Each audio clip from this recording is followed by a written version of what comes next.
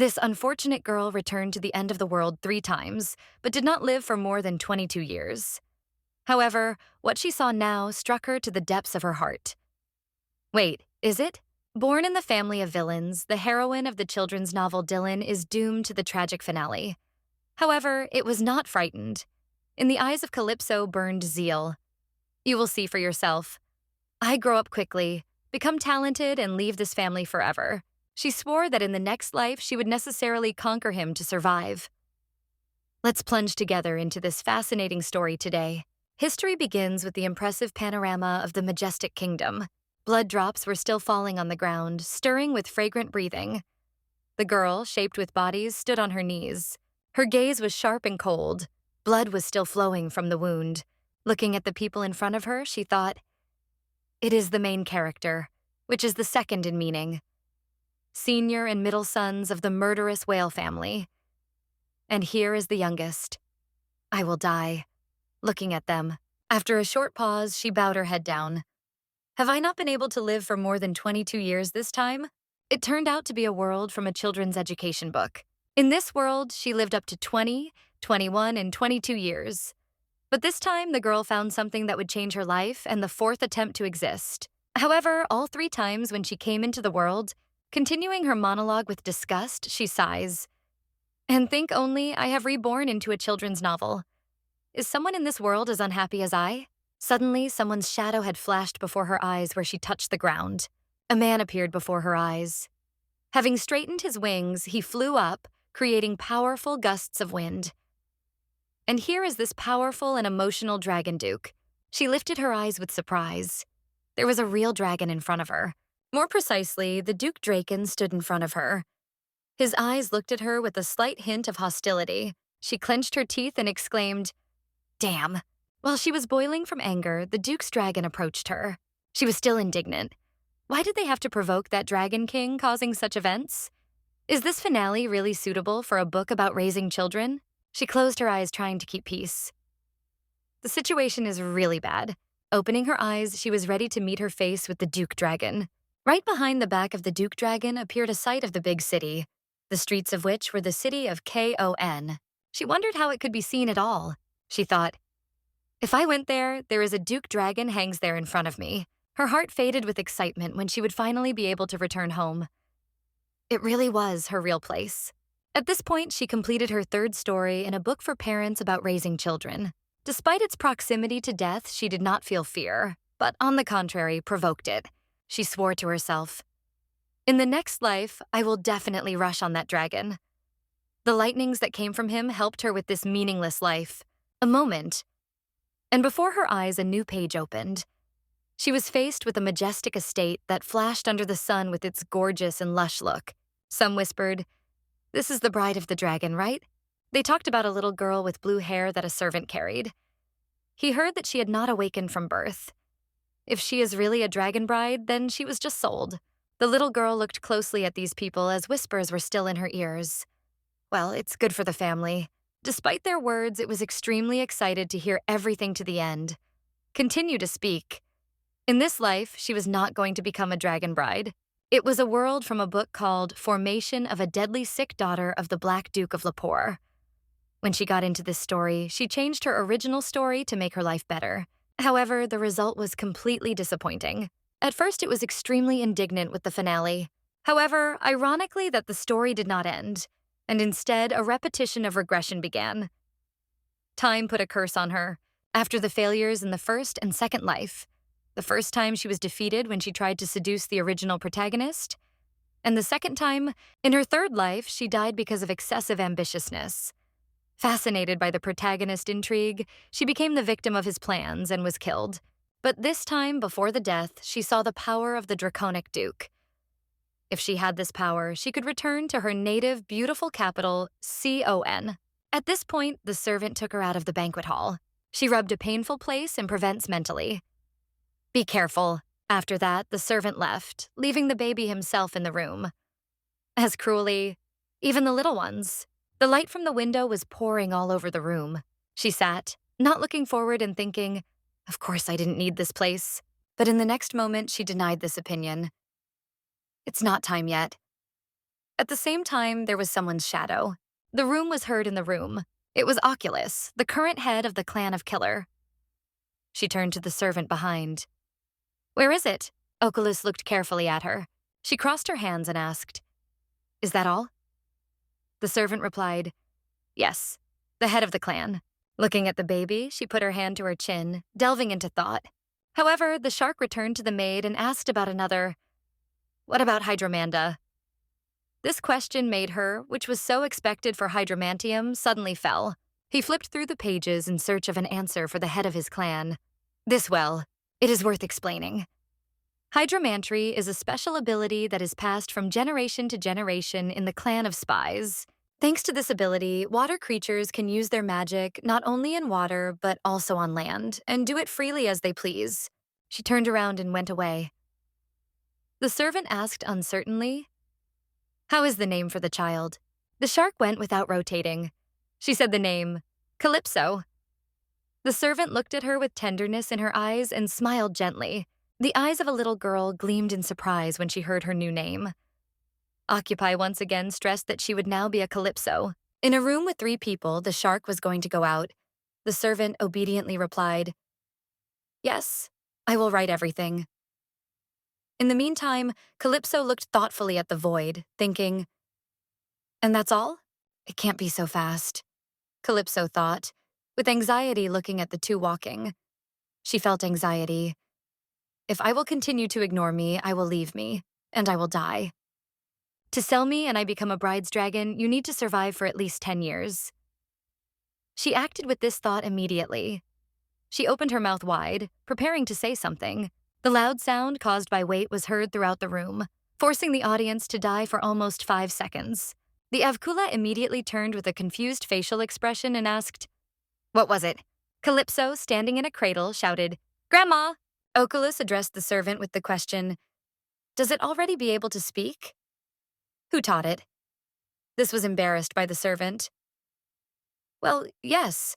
Usually children in 2 years can pronounce simple sentences." The shark approached the cradle, leaning a little, waiting for the baby to say these words again. Without hesitation, Calypso exclaimed, "Grandma!" She raised her hands, pointing that she wanted to be raised. At this point, the servant came closer and said that he had heard nothing like a nanny or a maid. Calypso, with an innocent expression from the outside, but a tricky smile inside, thought, "This is the art of regressor." This made the ghoul think, feeling a slight headache. Or maybe she has a brilliant fish head. Feeling that something was wrong, Koliposo repeated, "Fish head, grandmother, fish head." It surprised both of them again. Then she lifted Calypso with one hand. Considering the baby in front of her, she thought that it is probably good. She looked like Pierre. Although it does not have a hydromats, its brain develops rapidly. Then the Oculus smiled cunningly and asked in Calypso if she could prove her usefulness. Hearing this, Calypso's eyes opened wide as if she had thought of something. She remembered how the tempo scoop came back and left, leaving Calypso to stand there and look after her. Suddenly, Calypso lifted her small pen. She gently stroked the asshole on the hair, forcing him to die in indecision, not knowing what would happen next. In her eyes, Calypso looked charming and innocently smiling. The next moment, Kalilus pulled a strand of hair from the side of the Oculus head. At the same time, as the eye was stunned, an extremely cunning smile appeared on the face of Callus. The eye was still in numbness, as if it did not understand what had happened, while the servant shuddered behind her back. He probably never saw someone dared to touch the clan as he did Calypso. "Prove it? Of course I can." From the outside of Calypso, with a smiling and shining face, she put her hand on her chest and confidently said, "Grandma, I'm a good girl. I will prove it." In her thoughts, she affirmed the purpose of life: to go home. The servant trembles, not yet recovering from what he saw before. However, instead, as always, to angry, the Oculus smiled with a clear fun. And then she suddenly exploded with laughter, keeping her baby high over her head. For the next moment, she threw Calypso back into the cradle. The throw was quite considerable, and it caused the pain. Calypso was immediately angry. She was quietly thinking about why everyone treats children equally. The eye was going to go, but I did not forget to give the instruction. This time I will close the eyes. But in the summer you will definitely send it to the school. The servant hastily moved after, still a little worried, and replied, "Yes, the head of the clan." Having taken one more step, she threatened, raising the pressure on the baby.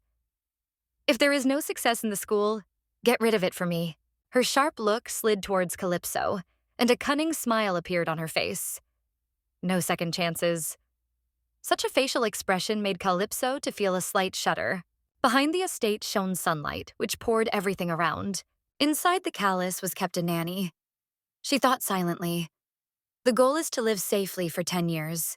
Calypso looked carefully at her arms outstretched.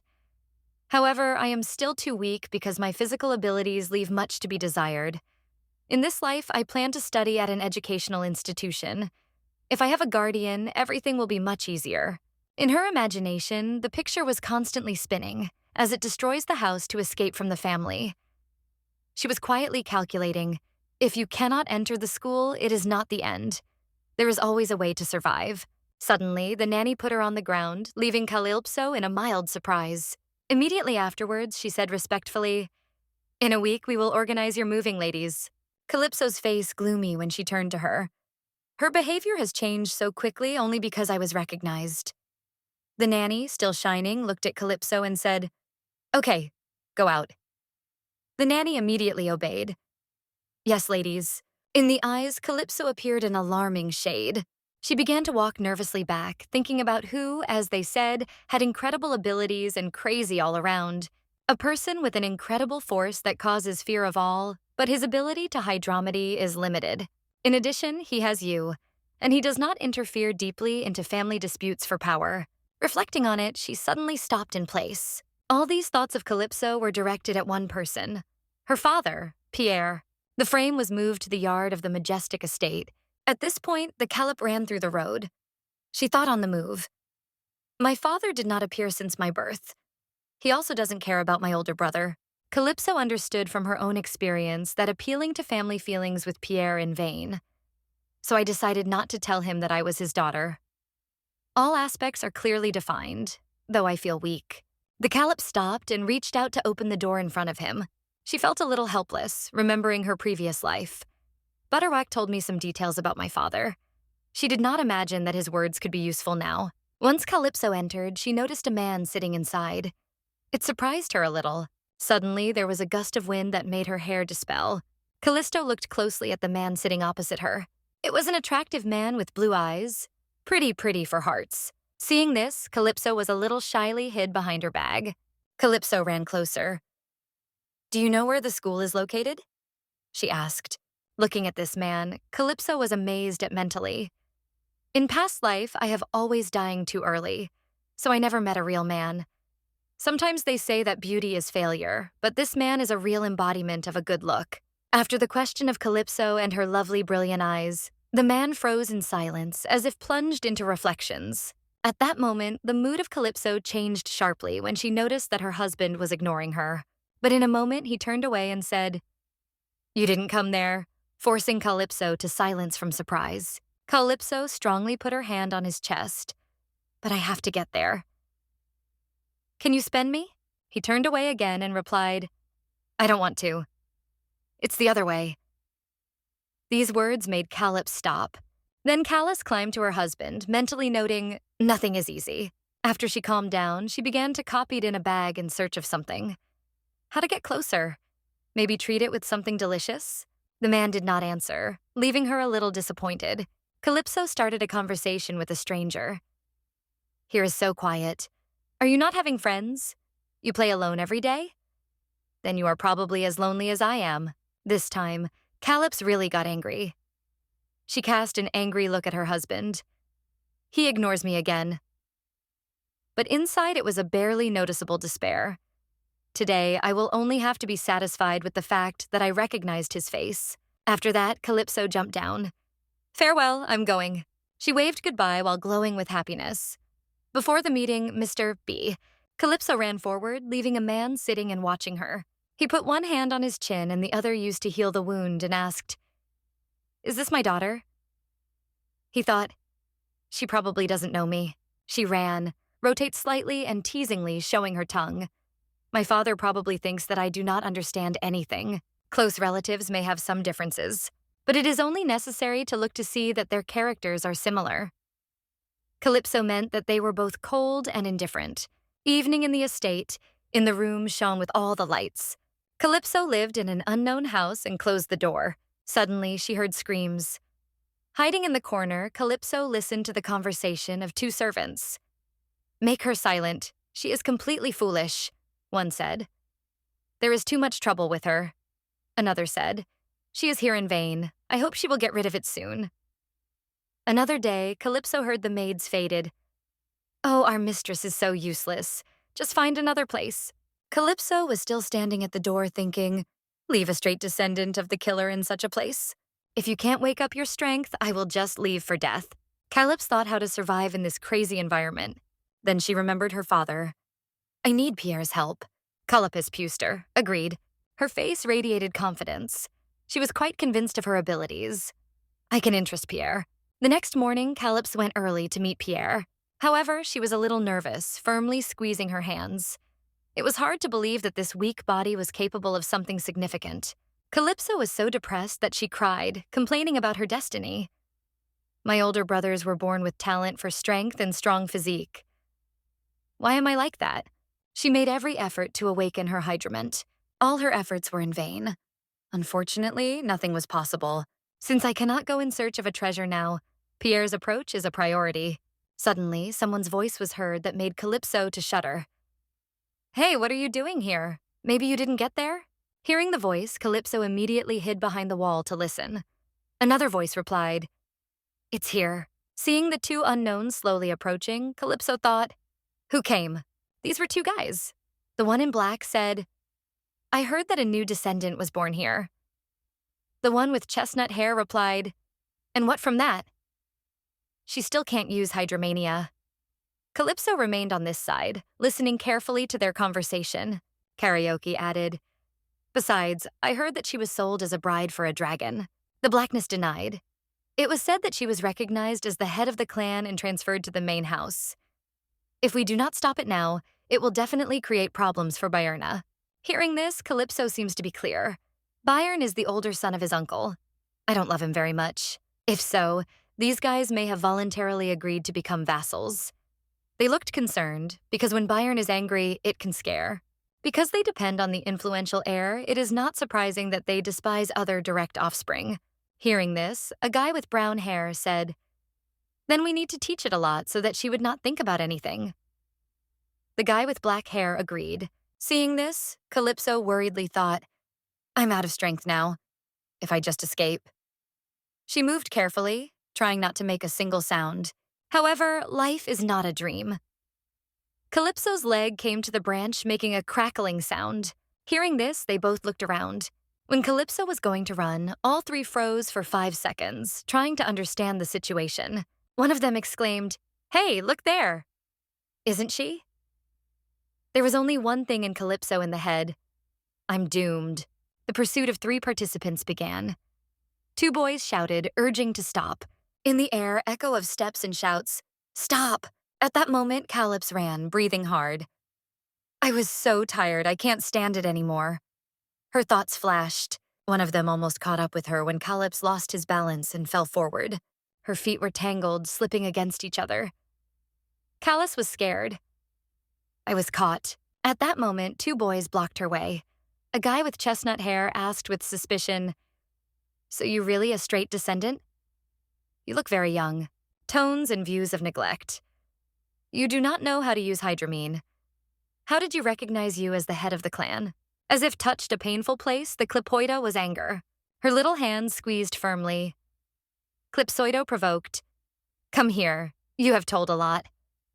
Clipsoida, rising to her feet in front of the boys, asked, "Are you the scum that are subject to Byrna? Yes?" Both guys were surprised to hear that. The one in the black t-shirt asked, "She really says? Is I hearing it? How old is she? How can she speak?" The guy with chestnut hair, who was sitting nearby, also rose and said, "I also heard it."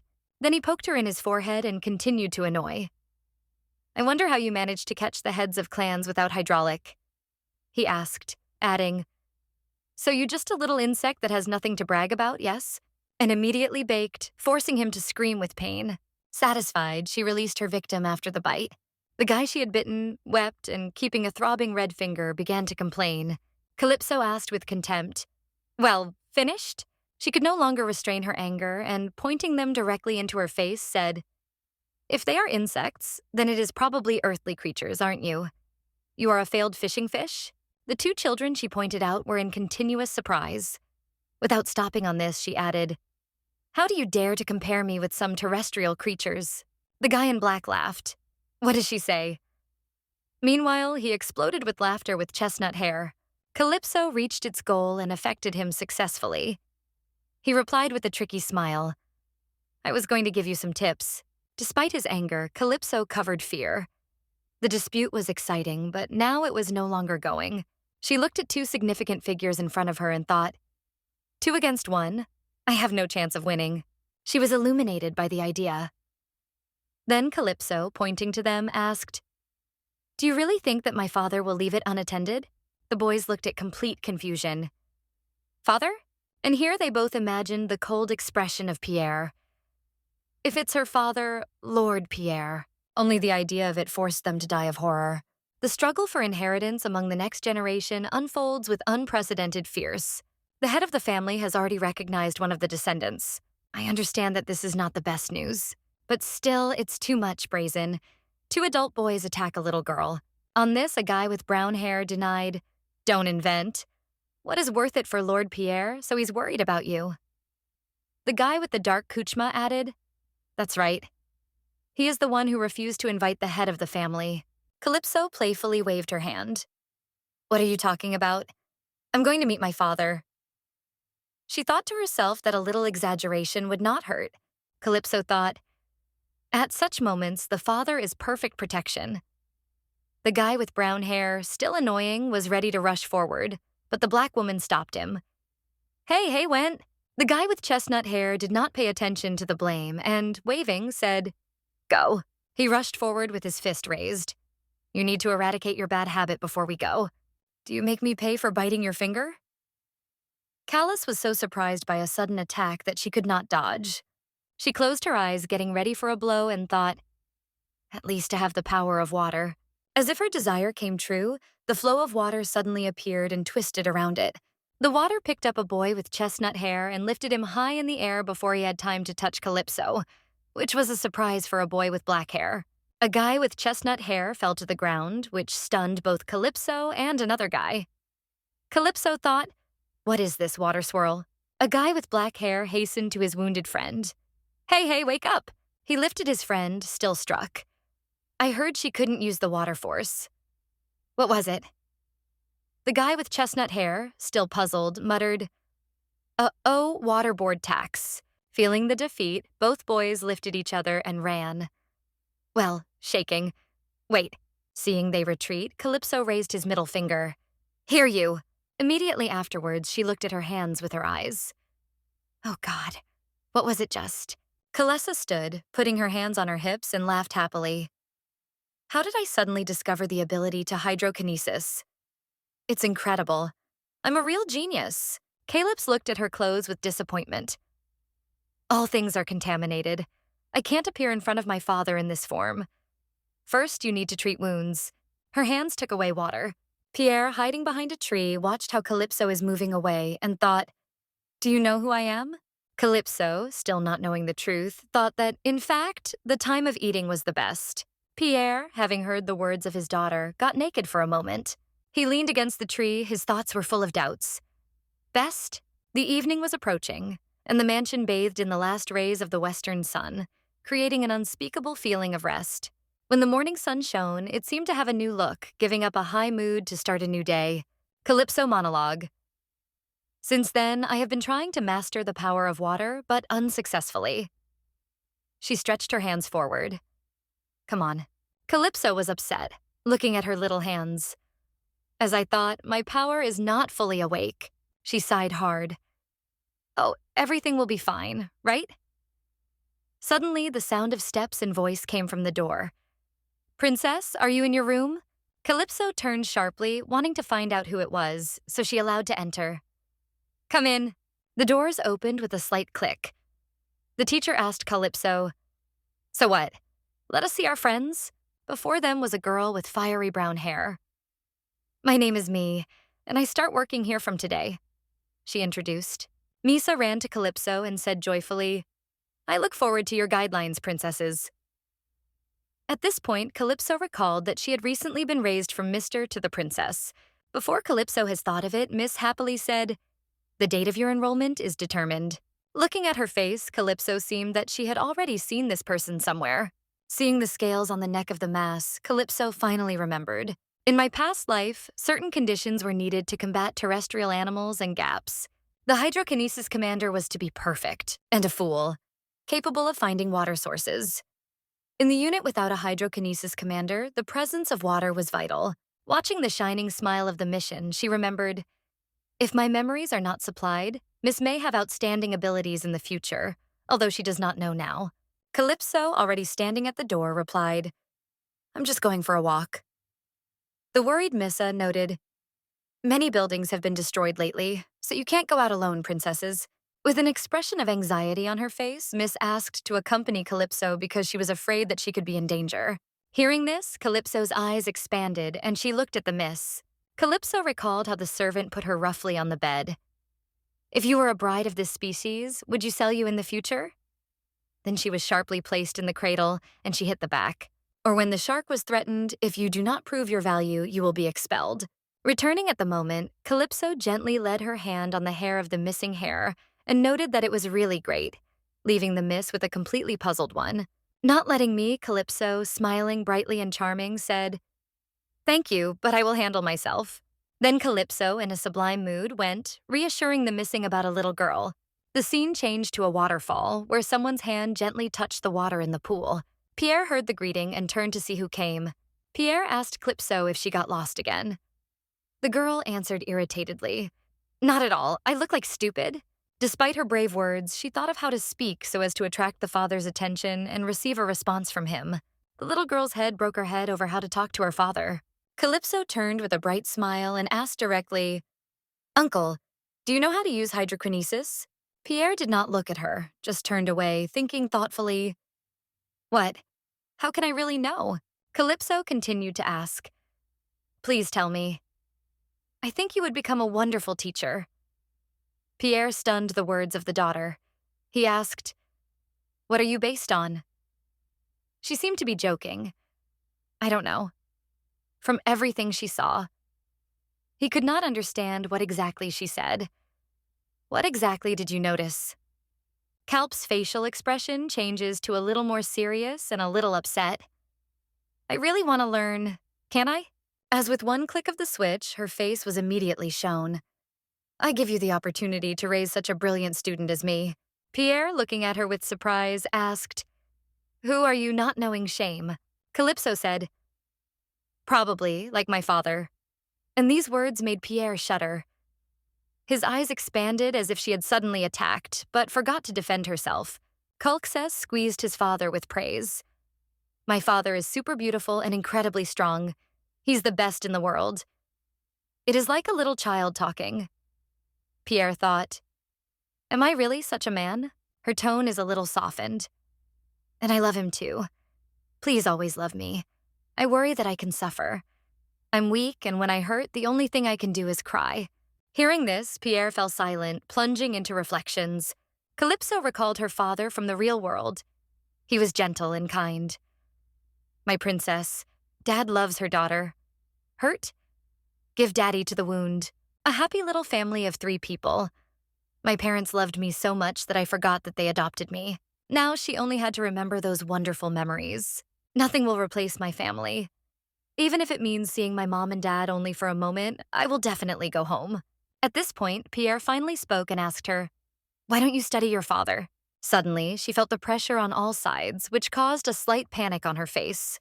Realizing that the pressure comes from a person nearby, she turned her gaze on Pierre.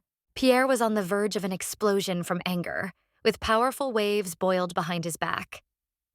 The clip, stunned, looked directly at him. Calypso covered his face with her hand, thinking that he uses hydrokines to put pressure on it.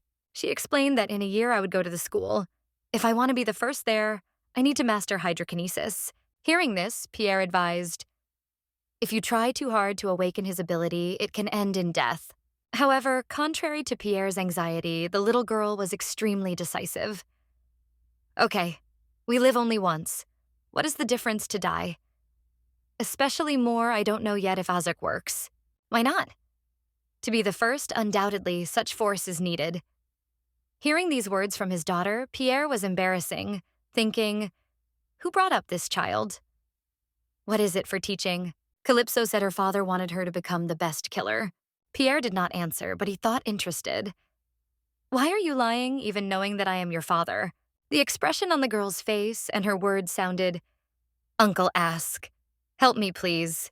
Having talked for a while, she did not receive any answer from the man standing in front of her. She continued to pretend to be unhappy. You look and immediately understand how smart I am. Help me a little. But she did not have time to arrange how the current took it away. Calypso now brought it to Pierre by the water. He reminded her that she wanted her to be strong, but does not help her at all. Do you really think your father loves you? She gladly replied, Well, I love my father very much. This answer caused a surprise on Pierre's face. A little girl said with delight, My father is the best in the world for me.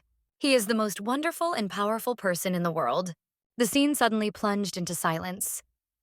After a short pause, the girl finally agreed. Well, I will go to the duty then. Pierre, as if sure, put the girl on the ground and said, Decide when we start myself. He warned, I will say in advance, I will not take into account the age. After that, Pierre turned to leave and reminded her, Come here every day at the same time. Calypso frozen for a moment after heard. Her face expressed surprise that she could not believe her eyes. After a moment, she suddenly exclaimed from admiration. Calypso asked, Okay, how do we get to you? Uncle? Maybe a master? Mr. R sighed with annoyance. Name as you want. The little girl followed him, and without stopping to go, she said, Then I will call you a master. With the consent of Pierre to help, the awakening of her hydrokinesis became only a matter of time. I will never regret this meeting and this choice never. In my past life, thanks to the treasure, I was able to reveal my ability to hydrokinesis. However, awakening of ability was only the first step. It was necessary to learn how to manage it. Fortunately, I met someone. I learned to manage my abilities, but Calypso recalled how the girl asked, You don't know how to do it? Look, so if you come in contact with water, naturally learn how to control it. This person thought so.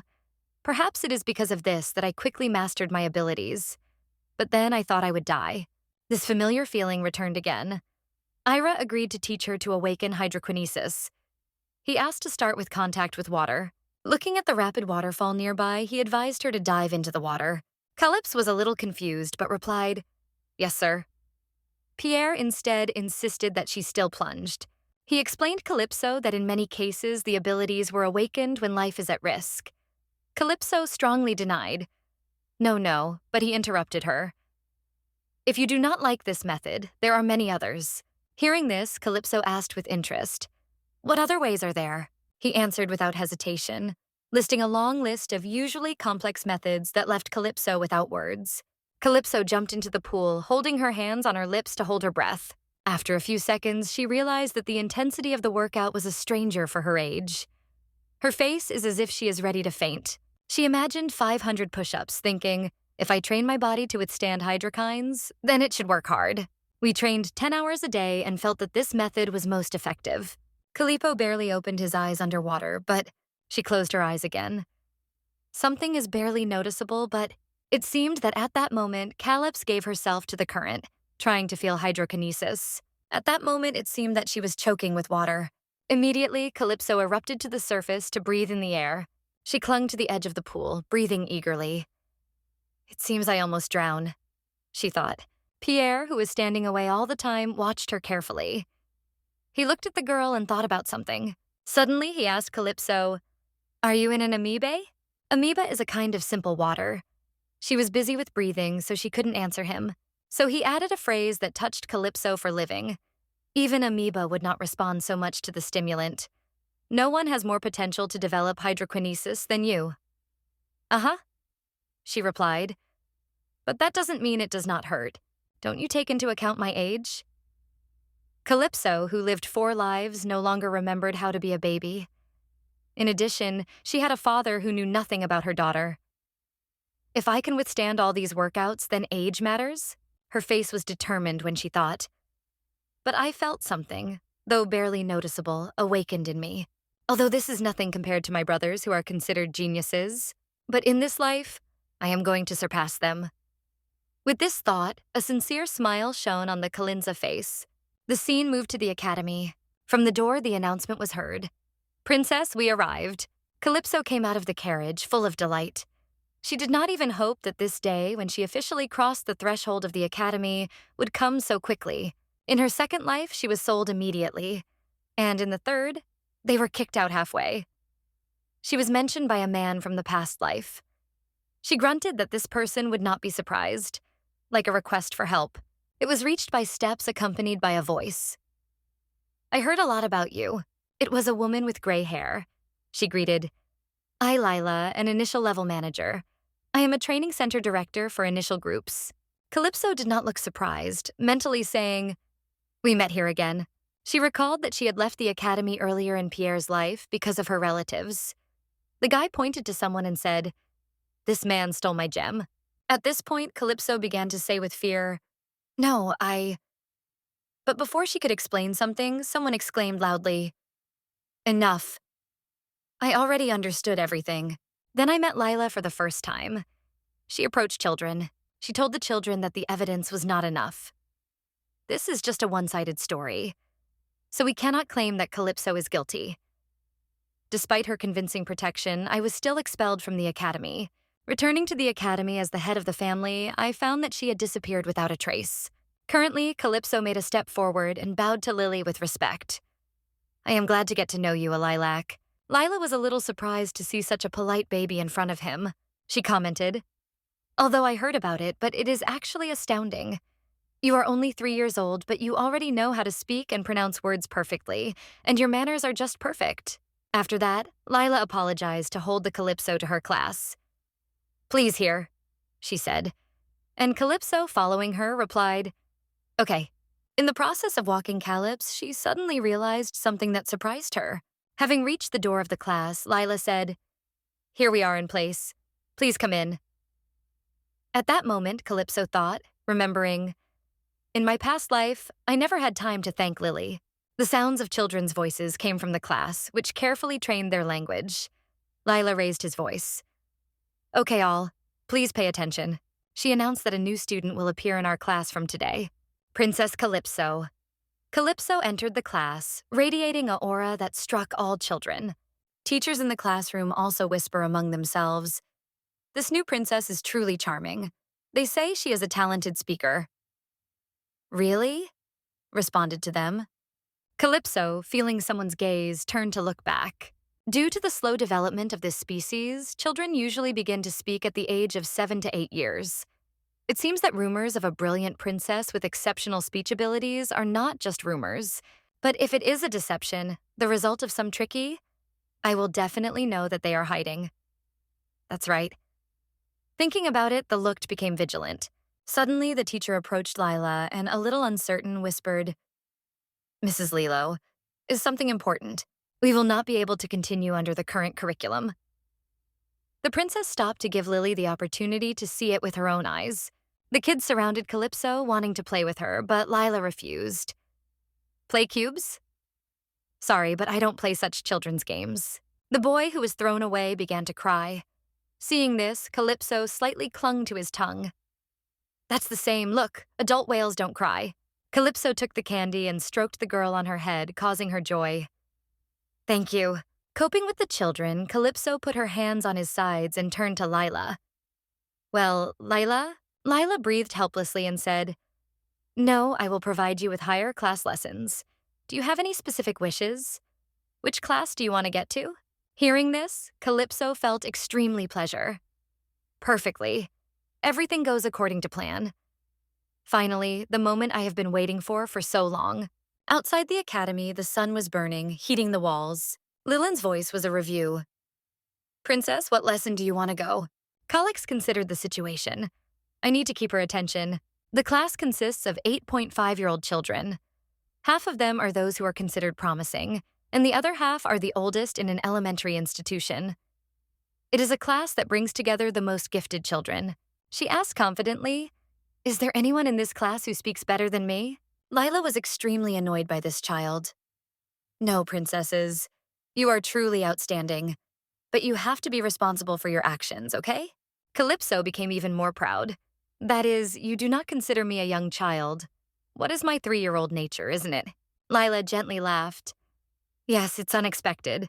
For the first time in a long time, I was so surprised after your third older brother appeared on the object." Calypso looked aside and noticed 3 of them. She replied, "My father told me." The Calypso answer stunned the Trinity, and they were amazed. "Master Pierre? Is it?"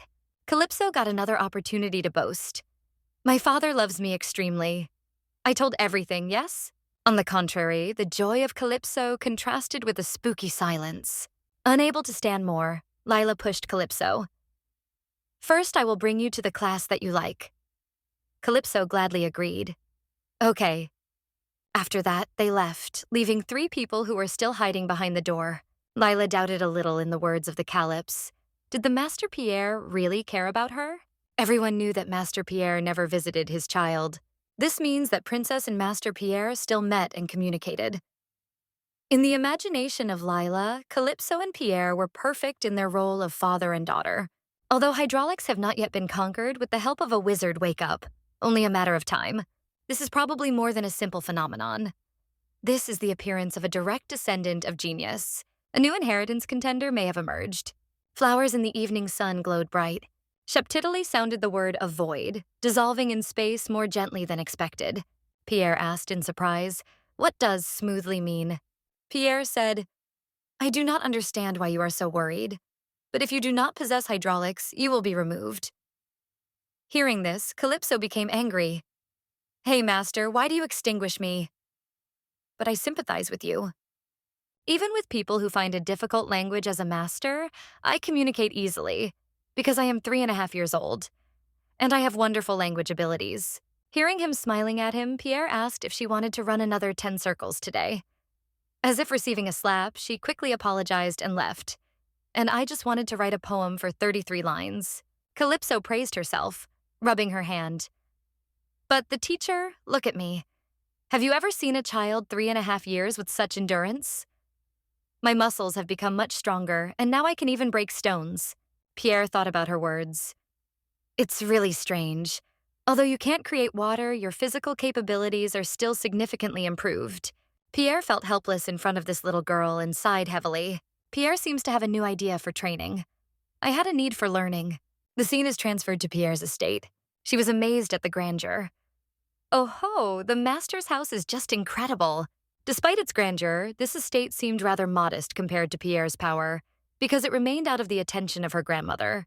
2 went to the room. The door opened. Calypso was really surprised. "Master, that's what, the pig?" Pierre's face was ripping, hearing it. He was annoyed by such a comparison. Calypso quickly apologized, feeling guilty. "Sorry, but what's going on with this mess in the room?" Pierre fell on a chair and, pointing to the room, said, "This is my territory now. From now on, we will use hydraulics. Remove here." Calypso asked with distrust. "What? What?" Pierre repeated. "I said to remove." She protested. "No, I understood you, but..." Clips squeezed herself in the forehead. "Is it possible? Is it a workout to learn how to manage hydraulics and become the strongest when you want to hit someone?" He cast a shrewd look at Calypso, as if he saw her through. It surprised her as if she were an open book in front of him, but the next sentence of the man immediately contradicted her. "It is impossible." Calypso looked carefully at him and thought, maybe that's really... It was full of pride. "In my past life, I was the greatest water being." Returning to the main topic, Calypso asked, "That is, I have to organize it?" Pierre demands order. Calypso added, "To give cleanliness here.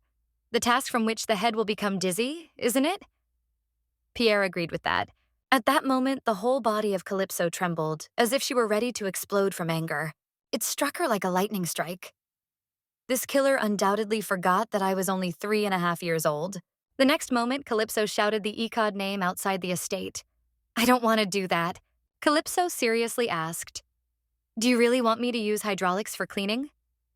Pierre replied, "That's right." He explained that there are many different ways of using hydraulics. The first way is to intimidate the opponent with fear. Calypso has the ability to create water and control it at will. PR frees the hidden power of the Landmar people. Bion uses hydraulics to strengthen the body. The objects remained unchanged on the table. By the way, PR stopped for a moment. He continued, "Now you can only use the strength of strengthening of all possible. If your ability to wake up has already appeared, you must constantly apply this force." Considering this, Calypso began to clean the room. She thought, "Did my father deliberately scatter everything to teach me? Look only at this strange father." Suddenly, she remembered something and exclaimed, "Teacher?" However, when she looked around and saw that the teacher did not answer, she thought, "Just not again."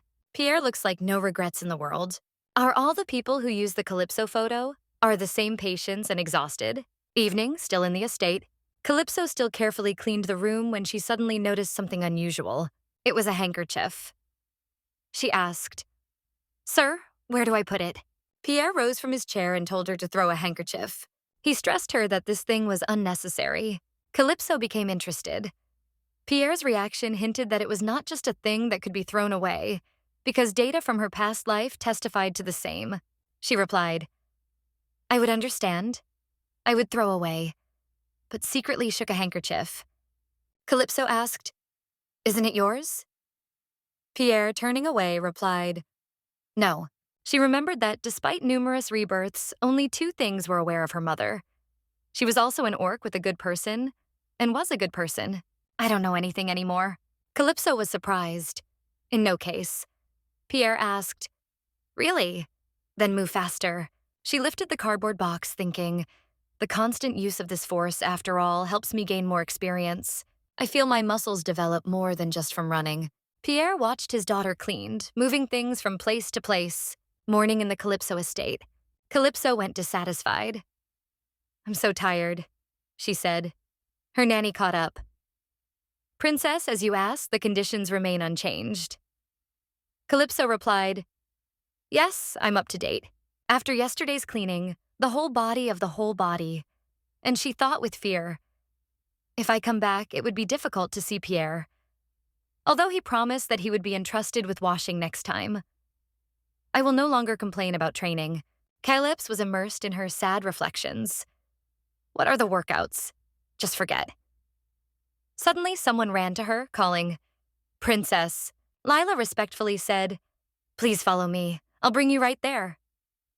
Calypso was surprised. Today she was even more polite than yesterday. During the walk, Lila had fun. Princess has already become very famous in just one day. Calypso was in surprise. Am I about me?" Lila explained that this news has already reached at least 16 straight descendants of the Orca family. Calypso is amazed at how quickly the information flew. "What?" "The events of yesterday are already known everywhere," Lila continued. "Yesterday's teachers you met, all of you told something." Calypso was surprised. "Are they so talkative?" It turns out that one of them said that his father was a flying fish. Calypso was annoyed. If it is known for their talkative fish, then she recognized it. Such is really enough to provoke. Lila smiled and asked, "Isn't this an exciting story for any of you?" The Orca family has approximately 32 straight offspring, united around your grandmother, because they all choose and support their successor. Calypso looked at the stamps who were gossiping. "What do we do? If I have to leave the main building?" Calypso sighed. "So it is natural that my story became a thorny in the eye." They both approached the stairs to climb up. Lila looked so insightfully that it seemed to be a challenge. The Calip rose stairs, stepping step by step. When they climbed to the top, Lila praised her. "So, princesses, you are not only skilled with languages, but at such a young age you can easily climb the stairs." Calypso answered, "Well," Lila thought, "thanks to this ability, she can be compared not only with Bella, but also with the sons of the first and second uncle and my brother. Who will be called the genius of the century then?" Maybe Calypso asked, "Well, what?" Lila looked at the class name and said, "This is the Alpha class, the highest level at this academy. Please come in, princesses. Calypso did not come in immediately, but continued the conversation with Lila. Flower, in one day the academy was rumored that I was a genius, and now I am in the most prestigious class. Do you think it is deservedly? Lila replied, Of course you are wonderful. Calypso asked to pass to her grandmother, who for the first time met such a brilliant person. Hearing these words from the girl, Lila laughed. Will there be any problems? Most peoples inherit the features and nature of the species from which they come from.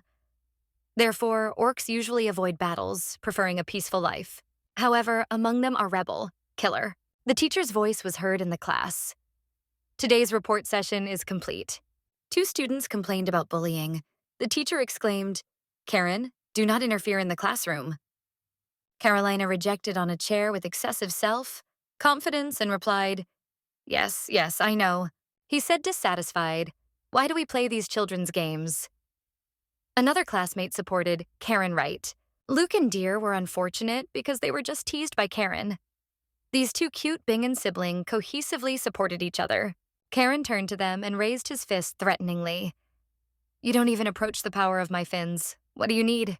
Luke turned to his brother. He does it again, Luke repeated. Luba added excitedly, Indeed, he does it again. Feeling that she is ignored, Karen exclaimed, Hey, you, twin beluga, calm down. The steps were heard, and the teacher urged everyone to be careful. Karen looked at Calypso with mockery. Descendant, you are quite tiny. You look dirty. But Calypso, looking at him, saw only stupid children around. Today in our class, a new student, Calypso. Let's congratulate her. Applause. He remembered the conversation he accidentally heard. This is Pierre's daughter, so? But I have heard that she has not yet manifested the ability to hydraulics. What an unnecessary girl. They say she will be sold as a bride of a dragon. This is yes. And why Pierre has such a vain baby? The teacher asked Calypso to introduce to the class. Karen sat down, wrapped in reflection. She is just an ordinary girl. I will make her cry. Calypso smiled happily and said with cheerfulness, I am glad to get acquainted with you. The institution was founded by the Orca family. The laws of the jungle were taught here. The girls from the class were fond of Calypso. She is not only incredibly beautiful, but also speaks great. Calypso thought, she will certainly be the first here. She greeted with everyone confidently. I am Calypso. I hope this class will meet my expectations. The teacher said, Okay, all. Let's greet her. Applause. The whole class is applauded, greeting a new student. Now we will play with building blocks. All, return to your place. The class replied friendly, Yes, ladies. The teacher gently took Calypso by her hand and led her away. Come on. But before Calypso was able to reach her place, Karen stood her way. This hair color. Are you a descendant? She asked. As if predicting this situation, Calypso thought. It began. She crossed her hands on her chest and asked, Who are you? How old are you? He replied, I am Ankarin. I am 8 years old. She bowed her head and gave him advice. Listen, boy, if you are so young, be silent. She pointed directly to his face and said loudly, scaring him. 8 years are the age when they are transferred to a secondary establishment? Calypso raised 3 fingers with an expression of irritation on the face. To know, I am 3.5. Are you in one class with a 3-year-old and don't feel shame? He was unable to argue and raised his hand to hit Calypso. You, the irreparable gallows. Calypso looked at him fearlessly, with determination and a touching look. When Karen's fist lowered, she easily jumped, snooping the impact. Karen was surprised when he saw Calypso evaded his blow. Calypso only cast a cold look at him and said that at first it was worth learning some things. She strengthened their heads together. From the impact, Karen lost his balance and fell on his back. He was only able to exhale the cry of pain. Karen, trembling, grabbed his forehead. Fly your head? It's insidious. 2 girls behind them were silently watched in a state. Oh, these 2. Crossing her hands on her chest and looking down, she said, What do you mean by the word dirty? Look at the difference in size between us. The 2 other girls were no less surprised. Karen used us earlier. Calypso leaned to collect the fragments of the stone that crushed Karen. I also do not want to resort to violence. Smiling ominously, she crushed the fragments of stone. However, I am not going to just silently demolish the images. Calypso threw the wreckage in front of the king, scaring him. Then she smiled gently and laid her hand on her hair. My father taught me not to wander aimlessly and not to get into trouble. Two teachers were stunned by the captured classes of the Calypso class. The teacher noted that even without the activation of hydraulics, she can have such force. Lila did not respond, only thought, Karen has the only problem, a lack of mind. As for strength, she is fine with that. Looking at Karen sitting on the ground with an angry but helpless look, Lila exc. I never thought that the princess would succeed so easily to conquer her. This time, this incident will spread exactly so that everyone will know about it. Calypso enjoyed ovations from classmates. Great, just as she thought. She was extremely satisfied. Now that I am in this class, this is incredible power and attention. It seems that the level of newborn killies has decreased significantly lately. The teacher clapped her hands. Okay, I'll sit down. A good whale needs to be carefully taught. Everyone was glad to conquer. Yes, ladies. Calypso tiredly stretched. Today was a really significant day. She remembered the words of Lila. You no longer need to change classes. Maybe you will soon leave the initial level. Kalps smiled, satisfied. They gladly congratulated Kalps. Princess Good. Hi. Without waiting for Kalpso's answer, they roasted. The princess saved her class. Karen constantly poured everyone, but you won him. Say, well, because how did you win it? She looked at two children in front of her and asked if they were men from the Balug tribe. They are smart, kind, and are part of the men beasts. All the whales of the meadow are exactly the same. Looking at these lovely children, it was embarrassed. But who would be able to dare to insult them? Their hair is so fluffy. She asked, What are your names? Together we are Luca Luba. Calypso heard and asked, Dubai? Seeing their mistake, the children happily corrected, Luke Luba. She laughed and said, Yes, please take care of me from that moment. You are the first to become my friend. Suddenly, Calypso came from one idea. Oh, by the way, do you think it will make me work hard? I will only do what I want. I turned out to be as a cheater Calypso from her third life, which was also called Beluga. While she was thinking, though it was unfortunate, he was extremely smart. Lucas exclaimed, We must thank our princess. Luke's eyes in love glowed with the desire to respond to her kindness. Mom taught us to be kind to those we meet for the first time. That's right. Do not forget to be polite with her father. Suddenly, two children noticed the stairs. Princess, isn't it difficult for you to climb and go down?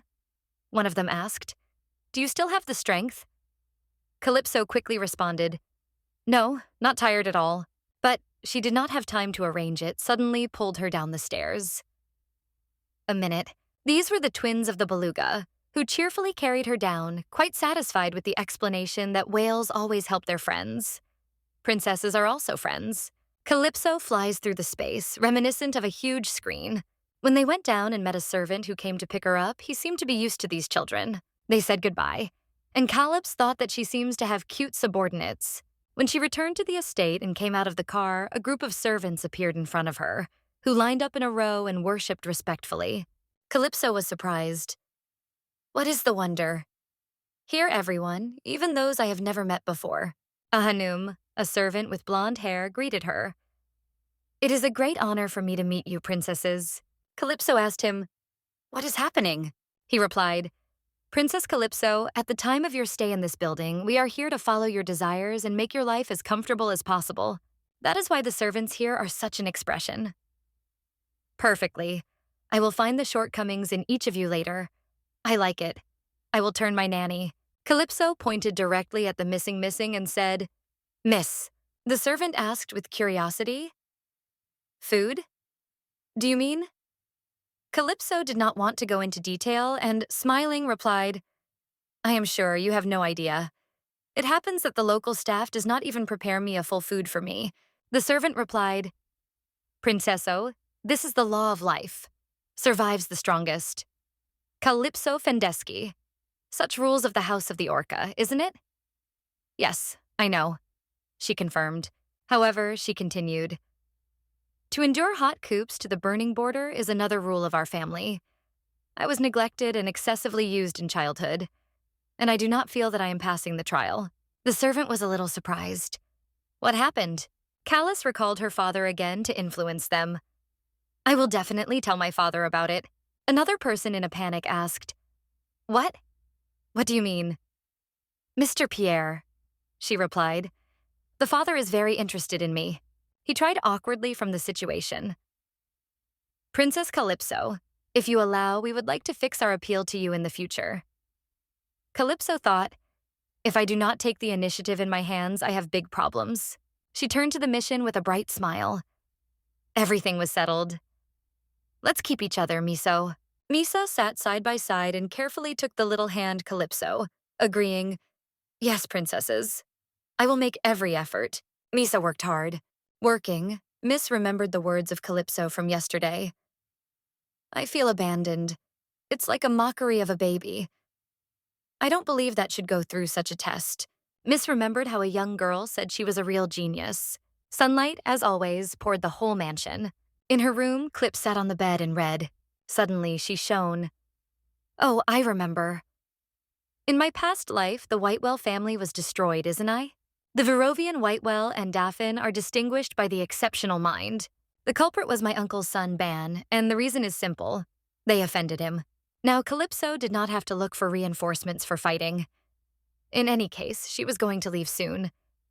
Even before she decided to repel her grandmother before disappearing, they suddenly ran, smiling, asking Calypso, "Are you learning, princesses?" Which made her let the book out of hand. All three were crowded with delight.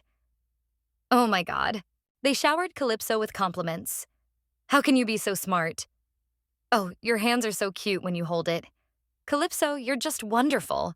She watched them got along with each other and thought, I was in vain because of their characters, because they were from the main building. The mansion was filled with their laughter. Calypso asked, "Herring?" One of them immediately replied, "Yes, we are the people of herbs from one city." These were her bags, beastie people from one city. "Calypso, how do you manage to speak so well given our biological code? You can't just show yourself smart. Even Lord Bellis is not like you." Calypso did not explain, tiredly said, "Let's go to bed. Today is enough." They exchanged words lively. "Have you worked here before?" "Nice to meet. I'm only a nanny, so contact me freely." Calypso came to the door, turned and said goodbye. "So I leave you here. I go to visit my father." After that, Calypso disappeared rapidly, reflecting, "If I stay, he will not escape, because they never stop in conversations." The Trinity looked at Calypso and Font. It turns out that rumors are true. Finally, it is good to see how this place comes to life. In a few days, everything became incredibly calm. Perhaps this is the most peaceful period throughout my life. Calypso asked again, "The teacher, how do I wash it?" Pierre looked at her and asked in response, "Did you not have learned to call water yet? Everything is fine. The only thing that attracted attention is a bunch of clothing that was thrown into the water." Calypso shouted to her mentor, "It's a workout." Keeping the same expressive mask, he lowered his eyes. Pierre threw a piece of soap on the floor and asked with annoyance, "How many times I have to explain to you before you finally understand?" He shouted in dumb. Calypso was angry but could not do anything, only cursed in the thoughts of this damn father. She looked at a bunch of clothing and scared. Training is becoming more crazy. Looking at a disorderly bunch of clothes in front of him, the question arose. Who said Pierre loves order? This pile seems to have been gathering for a year. Calypso said with indignation, "That's why I avoid talking to such geniuses as you." Remembering how 3 of her older brothers were annoyed through Pierre in her past life, she thought, now I understand why those guys often called. It's really terrible. Stop arguing. Calypso covered his feet. She never studied so bad. Apparently, she will have to be corrected, she thought. Calypso thought, I can't step on him. What do I do, the mentor? She seems to have realized what to do, and decisively her foot. Doing the work, Calypso thought. If my strength is so powerful, it compensates for my little growth, isn't it? Suddenly, Calypso said her master taught, forcing Pierre to solidify for a moment. Even at dusk, Pierre remained stationary, watching Callus washed clothes. She was glad and thought, I am sure that Daddy realized that he was really my father. He received a lot of attention throughout his life, but no thing was truly interested. Calypso twisted the washed things. She called the owner, returning him from the depth of memories. While working on the cute face, the splashes of water fell, but it didn't stop her. The little girl gladly replied, "Of course, I'm your daughter." Pierre frozen for a moment when he heard these words. He asked with a note of regret, "You have not appeared for 3 years, and that person never appeared to take care of you?" Calypso stunned, thinking, "Do you understand that you are taking care of me now?" Pierre continued, "The more I look at you, the more I am convinced that your intelligence is not bad at all." The little girl, having heard praise, shone with joy. She thought, "Of course, this is because I am a student taught by the master." Pierre, accustomed to such words from Calypso, replied, "You don't have to remember me every time you open your mouth." However, for this moment, Pierre has already looked. Calypso again examined his face carefully, as if it had not shown any interest in the outside world. Calypso turned and asked, "Why are you always lonely, master? Because you don't like crowds?" Pierre remembered his young years when he was sick and better than all. He looked to the sky and said, "It is better for me to stay away from people from this difficult family." Calypso asked, "Why does your face always express the same emotion? As if you are ready to disappear at any time."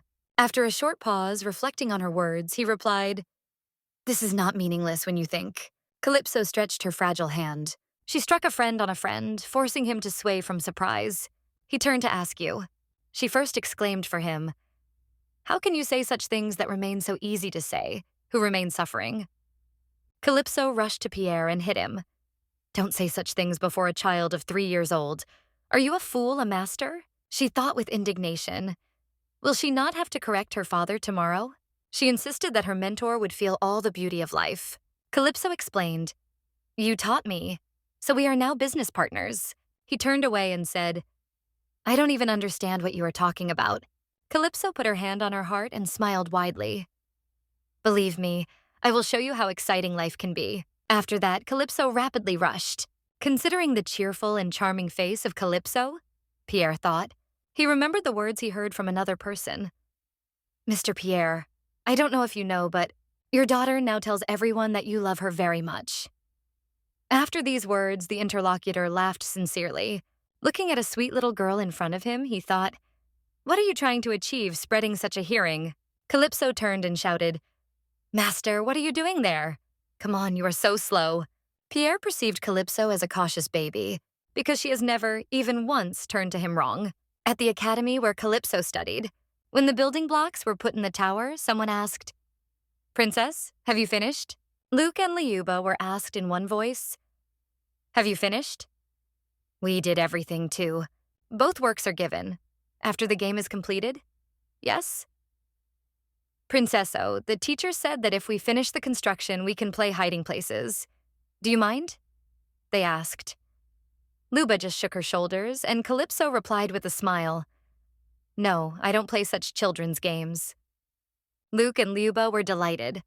"Oh, my father talks so. I also want to speak so." Both shone with bright smiles. "We were most suffering from Karen's abuse, but now it no longer hurts. And all this thanks to you, princesses." Hearing this, Calypso asked 2 children, "Should I still hit him?" Calypso put forward the condition. "I don't have to give anything. However, answer one of mine." She asked, "Did you cook fish before?" River fish and seafood are completely different things. Suddenly they met. As if their thoughts merged together, they both exclaimed with surprise, "I want to cook it. Our father is good to cook." Calypso jumped and happily said, "If your father is preparing well, ask him to help well." Outside the estate, the children joyfully ran and played under the warm summer sun. They enjoyed the rustle of trees that sounded every time the breeze drove. Instead, Calypso looked dissatisfied.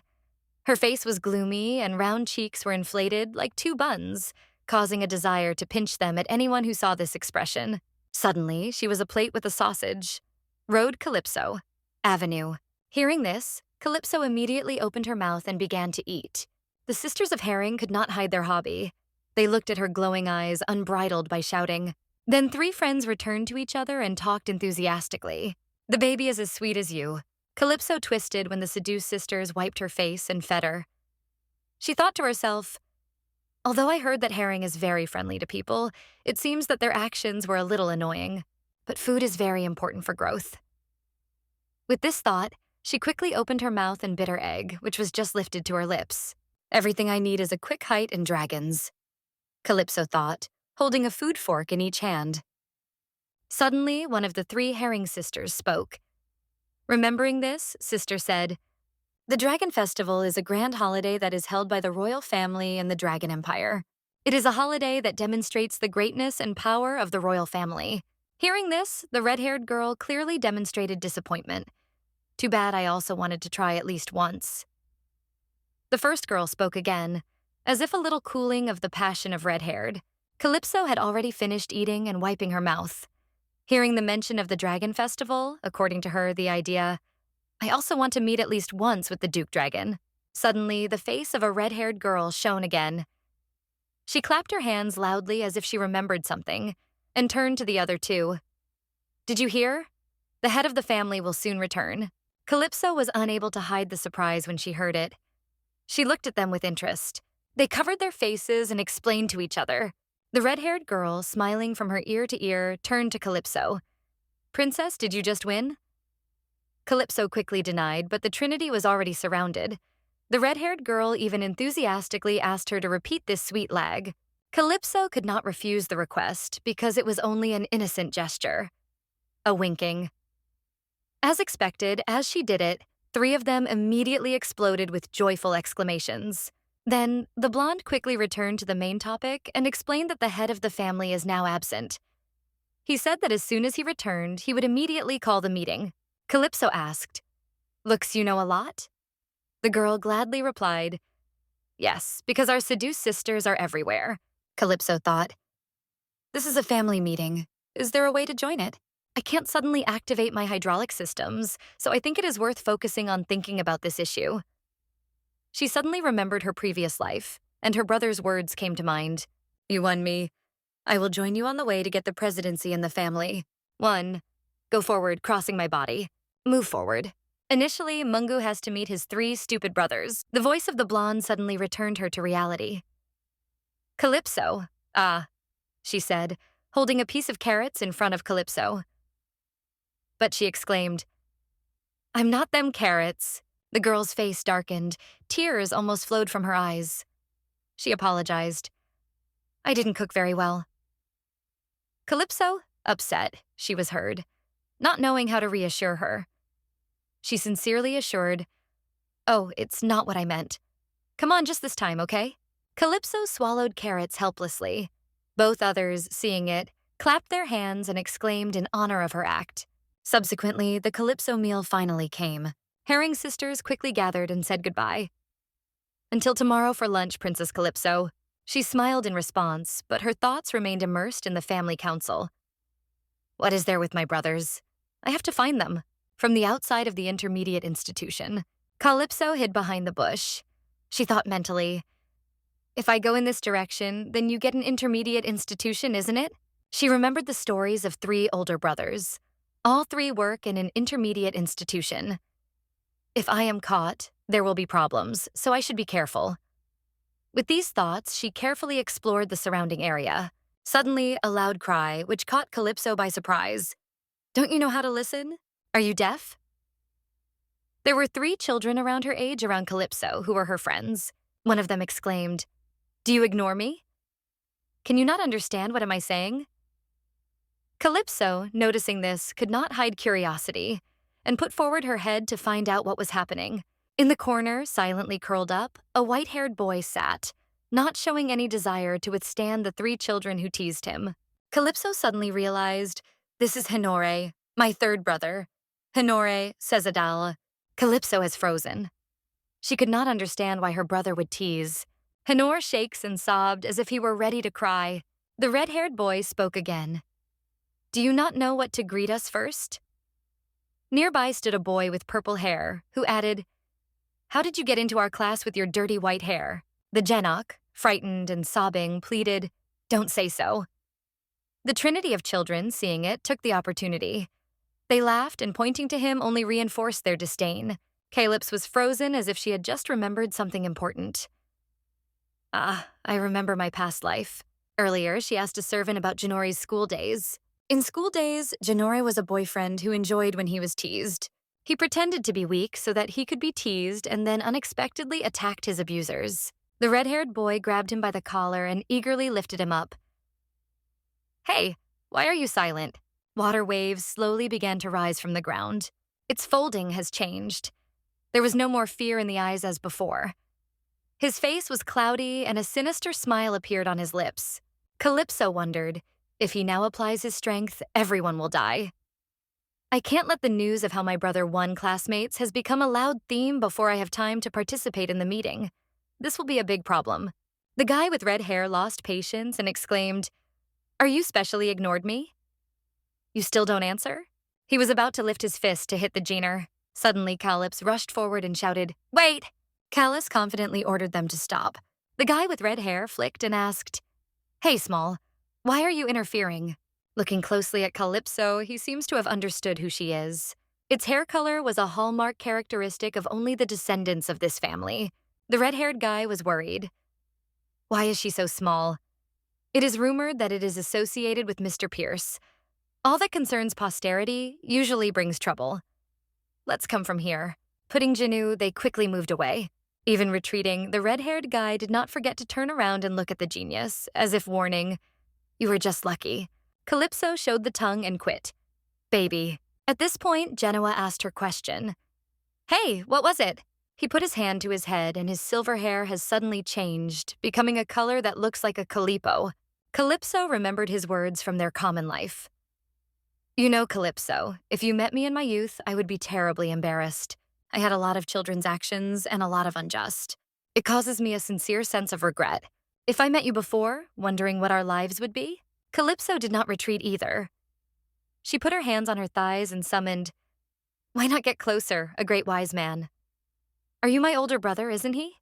In the imagination of Calypso, she thought that if she has a sweet smile and says, "You are my brother," the gentleman quickly walked past her and reminded, "Don't disturb, go home rather." Seeing this, Calypso rushed towards, blocking his way.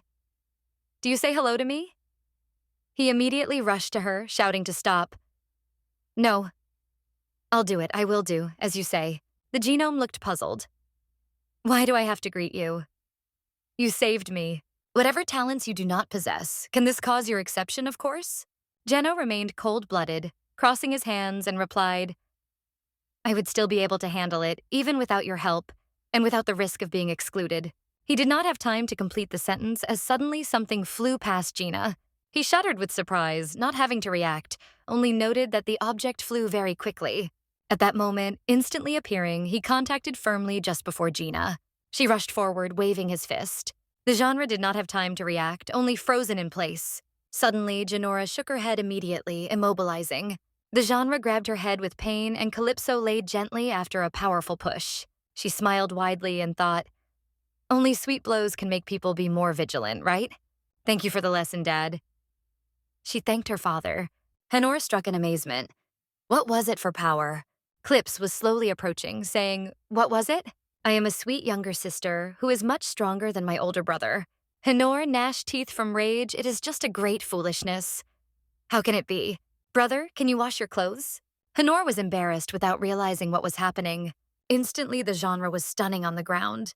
After overcome by her brother, Calypso calmly shook the dust from her hands and explained, "When you are, the more strength, the faster the spots disappear." For the third time, not being able to agree, the Calipus again struck Gynor on her head again, causing him pain. She reminded him, "Behave properly. Although my hydraulic systems are not yet activated, my strength is dangerous for you. No matter how much you try to attack, you will not have success. Consider it. Admit it." Hearing these words, Henner trembled from anger. Squeezing his fists, he shouted. Calipus was angry that her brother did not even know how she was born and grew up. Overwhelmed by irony, she crossed her hands and disrespectfully said, "This is because you are a weak." Henor stood, only sighing angrily. Calypso thought, "I hope this time he will be stronger to prevent the protagonist from creating problems for the Dragon Duke. At first I need someone who can stop it. So, to be able to surpass the original main character, I will do your own training." With these thoughts, the face of the Calipus has become so fierce that even a djinn or curtain would shudder with fear. Oh, look at these eyes. This face looks as if ready to pour me at me at any time. She went to the Genor and asked with a mysterious look, "Do you want to become stronger?" Henor clenched his teeth, torn between pride and thirst to force. Calypso rejoiced in the soul when her plans exceeded his hopes. "We have one blood with kicks. How can you give up a chance to become stronger?" Calypso was satisfied. "Okay, I'll show you some techniques. So listen carefully and follow my instructions." "What? Don't you want?" So Calypso Fiend repented and turned away with reluctant, "Then I will go and offer this brother Atlin." Hearing this, Genoa lost his self-control. Calypso gracefully reached out and asked, "So, do you promise to do everything I say?" Genor, fully conquered by the situation, powerlessly agreed to reach out for the deal. Then canned Carcass. Her past life. After Henor at school behaved as a crazy, another event was hidden from all. The classmate offended his mother, saying that she was worthless, but no one paid attention to it. I heard that after that there was an accident. It is forbidden to destroy the evidence or do anything illegal. This is especially true of trying to compromise others. She raised her hand, waiting for his promises. Isaac immediately agreed. Then they touched the little finger, as if confirming that the agreement was concluded. A moment, Calypso led the genre to Pierre and asked, "Master, you accidentally do not need another student?" He thought for a moment and then strictly warned, "There are no jokes. I don't need anyone anymore. Go home," he said, throw a formidable look at them. "Calypso has not surrendered, but today I won him." Pierre asked, "Won?" "Yes, I made a lot of effort to avoid a blow, so I managed to conquer it as a subordinate. But now I don't know what to do with it. Can I bring him here? This person is as lonely as I do." PR fell silent for a long time. In the end, he sighed, seeking, "I give up. Do what you want." He turned and left, leaving the embarrassed Honore and extremely satisfied with Calipo. Pierre thought, "I cannot understand this girl. And this third son is constantly weaved after her. A daughter who is naive, though he knows much more." What did they think? The next morning in the estate, Luke and Liuba joyfully congratulated the Princess of Calais. "We have prepared food to have lunch with you. Let's have a snack." Calypso quickly agreed. "Yes, let's. You are always so energetic." On the picnic site, a variety of delicious and beautiful dishes was placed on the blanket. The twins could not hide the hobbies, shouting loudly. And Calypso thought and doubted if the three of them would be able to eat it all. Luba was the first to address her. "Princess, my father said we should invite you to us." Luke agreed. Yes, he probably said he would prepare many delicious dishes. Calypso took a plate with shiny food and fell silent for a moment. Luke and Liuba were still discussing the future visit of Calypso. "Don't forget to remind your father to prepare the right one, okay?" "Yes, of course." After that, they were pleased to have lunch together. After lunch, they returned to the estate.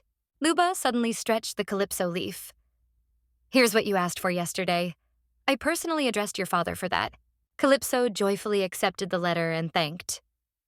"Wonderful, thank you." The lag turned to go without forgetting to say goodbye. "Oh, Dad is here. Goodbye, Princess.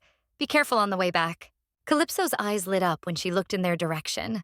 She saw Luke and Laya's father. He seems to have felt her gaze and lifted his eyes.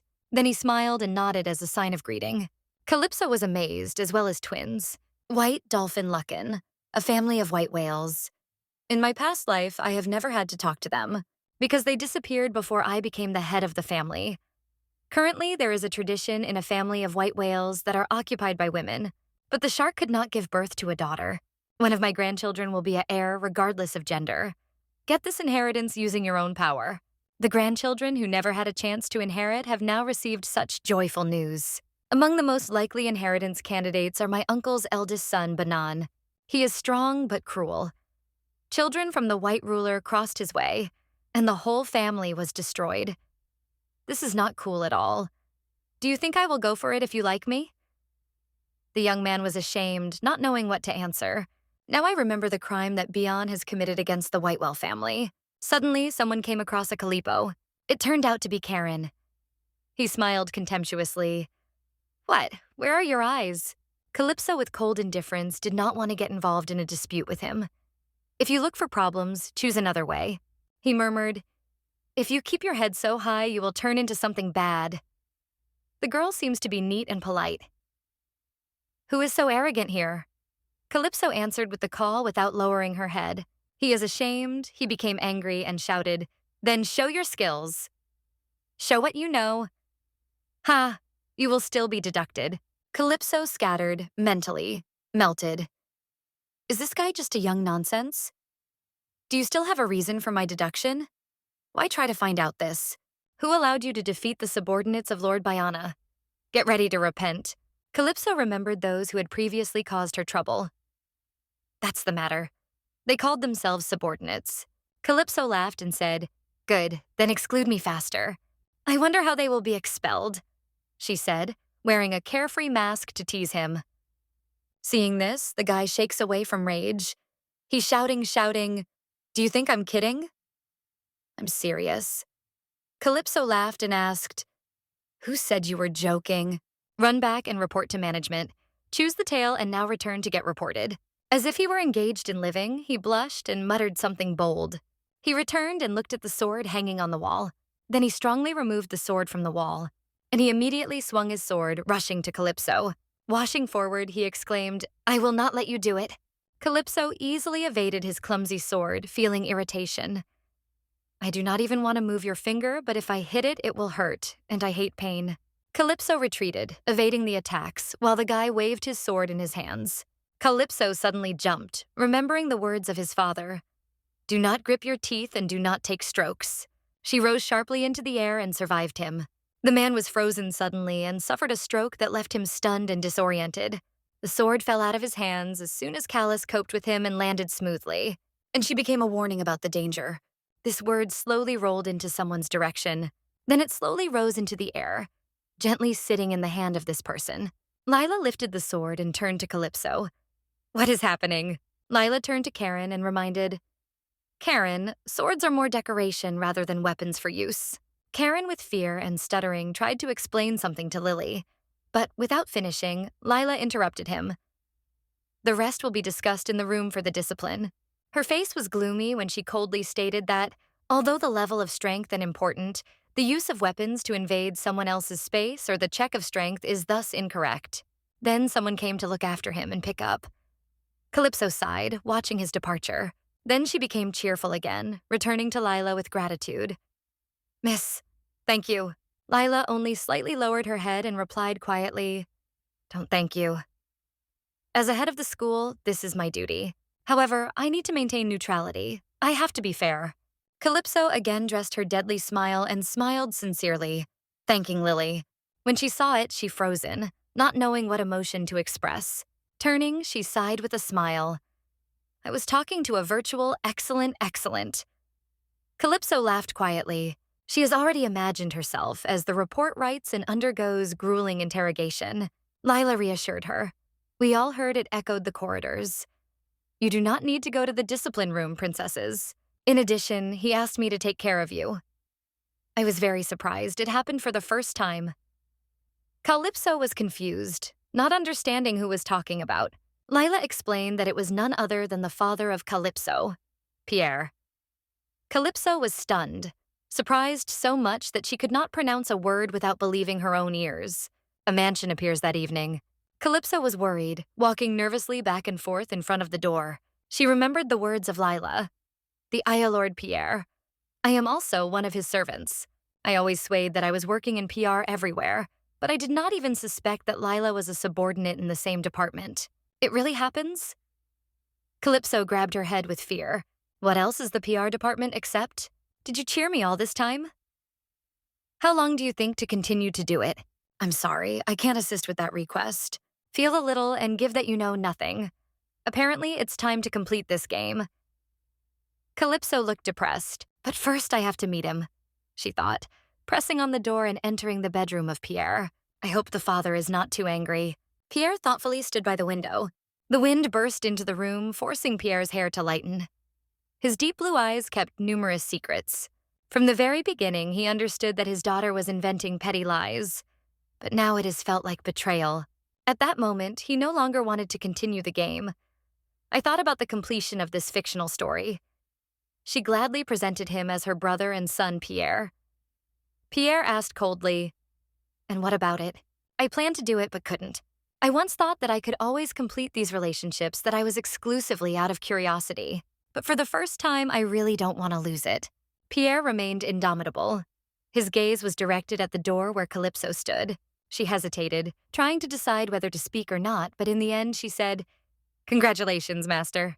He silently approached Calypso, step by step. Pierre just looked at her silently.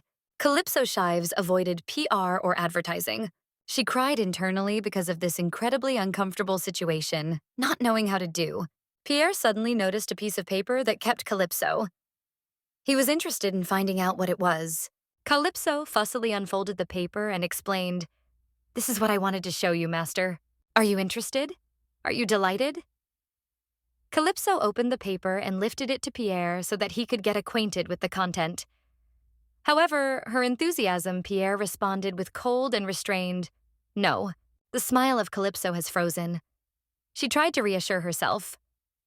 "Okay, I don't know where to start, but if I react, as usual, everything will be fine, right? Does that mean that I have to start a conversation? So, according to the plan, it is a recipe for hatches and love. Wait a minute, master. Today, I will prepare you an incredibly delicious dish." Calypso, with confidence, linked herself on her chest, remembering the recipe taught by Luke and Luba. Pierre looked in surprise, not realizing why the conversation came about cooking. Despite the fact that he did not understand what was happening, Pierre patiently sat at the dining table, waiting for Calypso to start cooking for him. In a moment, Calypso appeared with a tray in her hands. "Master, you have been waiting for a long time, wasn't it?" "Finished. I prepared a dish with your dietary needs, and the cook in your home helped a little." She carefully put a tray in front of Pierre. "But look forward to it. Here it is approaching." A spooky dish appeared before Pierre's eyes, so shocking that her preparation could raise his father's chef from the grave. "I'm sorry, I can't assist with that request. It is also my apology for everything I have caused, for what suddenly asked you to accept the second student, my brother. I was too self-assured." Calypso, with anxiety, intertwined fingers. Her small, beautiful hands were covered with scratches and bandages, a testament to how much strength and soul she put in a dish for her father. She apologized to Pierre with shame. Pierre in silence. He remembered the first day when Calypso appeared, her shining smile that won his heart. Then she smiled openly and sincerely. "Hi, mister." Calypso held her head all the way, afraid to look at Pierre. Calypso looked stunned. "What do you mean? If I serve a meal, I have to explain it." Calypso seemed surprised but still agreed. "Okay, so this dish is a recipe for meadows and love, from the Whitewell family." While Calypso enthusiastically presented the dish, Pierre used his hydraulics. It turned out that he noticed the wounded hands of his daughter and took advantage of his hydraulics to cure them. Pierre finished the speech at the moment when Calypso completed her introductory word. "That's all. What do you think as a master?" Pierre, without hesitation, frankly replied, "I don't like it." Calypso was numb, as if she had suddenly impressed her in her heart. "I don't accept anyone anymore," he said firmly. Calypso felt the reproaches of conscience and said quietly, "I understand." "Sorry, master." Pierre warned her, no longer assuming this mistake. Calypso humbly promised that she would not repeat her. She hesitated as if she wanted to say something. Oh, the master. She wondered if she could ask now. Pierre stopped at a moment, interrupting the process of slicing the meat, and asked, "What happened?" "Today, strange events took place at the school. Your father asked Lila to take care of your safety." "Why did he give such an order?" Calypso told about her achievements. "I won a 9-year-old girl." Pierre, not wanting to concede, added, "And at your age, I won 14. And outwardly smiling Calypso inside was tingling, thinking, "Father is so careless." Fully curiosity, Calypso asked Pierre, "My father asked Lila to protect me. Why did he give such an order?" Pierre looked at her indifferently. "And what about it?" Calypso looked carefully at him. "What do you think, master? Even if he learns, I have to pretend I don't know. We need to ask why he did so. After all, I witnessed the destruction of the world by the Dragon Duke, and I was indifferent. Now I feel hatred of uncertainty." Pierre kept his detachment, slowly cut the meat and asked, "Why are you asking me? I'm not your father. Calypso froze for a moment, having lost herself and not knowing how to proceed. Calypso frozen, clenching his fists. She wondered. So he realized everything. When did he know about my lie? Why then helps? Calypso stretched something to the man. Here, sir. It's dried fruits. Do you want to taste? Pierre, meanwhile, quietly continued to eat. Sighing, he thought, this is the first time I tasted a fried steak. Seeing this, Calypso decided to adjust to the situation. She continued, but, master, you and my father are of the same age. So I was curious. I thought you would understand his feelings because you are both adults. Inside, Calypso doubted. If he solved my intention, why didn't he say anything? Pierre looked into the distance, and Kaylee answered Calypso's questions. Not all adults are the same. Calypso remained in silence, hearing it. I'm sorry, I can't assist with this request. Silence reigned for a moment. Finally, Pierre set aside a fork, stopping the meal. He asked Calypso, didn't he say that he cares about you and allows you? Calypso thought about his words. Pierre continued, why didn't he say that your father loves you so much and takes care of you? This is undoubtedly the answer, Pierre said, smiling gently. While eating, Calypso looked at her hands thoughtfully. Suddenly, Calypso realized that the wounds on her hands had disappeared. She was glad to realize that Pierre healed scratches on her hands. Calypso gently held her hands as if trying to replace the arms that she would like to give him. The next morning at the Calypso training ground, the genographer was intensely scratched with a dark expression of the face, holding his arms raised. It was puzzled. What is the scene? Calypso kept a stone size with half of her body, counting 3, 3, 5. Behind her, Pierre gave commands. Insert more power in your feet. Janor was amazed at what he saw. He retreated back in delight. How did they manage to lift the stone 335 times, all at the age of 3? She now uses hydraulics to strengthen her strength. When Calypso felt that the call was not enough, Pierre continuously threw the stones in her direction. She shouted, I still want to be a little more like a man. Watching the stage, Henor finally realized his inevitable defeat. Pierre's third son, Agenor, was a genius whose abilities have been recognized since childhood. Due to the fact that his skill became known, no one dared to challenge him, so he decided to change the approaches. He deliberately provoked others to mock him, and then alternately overwhelmed every strong opponent. It was a great joy. One day, his younger sister appeared in front of him. But again, Calypso did not let him finish the sentence. The head rushed forward and grabbed the collar. Moreover, she called his father a master. He could not understand what had happened, but the truth was that his father was interested in it. It was undoubtedly, she is my real rescuer. With this thought, his eyes shone like car headlights. Although I believe in the power that when she is so powerful that I can't break her, I have to honor her and serve her. I have to act according to my own beliefs, but I can't stand this hard workout. From one thought about the passing of this hellish test, he tweaks me, as well as his sister. Pierre's voice turned Genor to reality. What are you doing? Next is your move. Pierre looked surprised when the Ginor was quietly approaching him. Suddenly, he said loudly, the teacher, please give me a stone less than the one that is in Calipo. Both Calypso and Pierre lost the gift of language for 5 seconds. Pierre crossed his hands and looked at him. A smaller stone? Aren't you ashamed? Don't you understand what is happening? Is there something bad about calling your father a master? I just call it. He will definitely support my request. The legs bent legs. She faced difficulties when she carefully put a stone on her back, breathing hard and asking, my workout is over?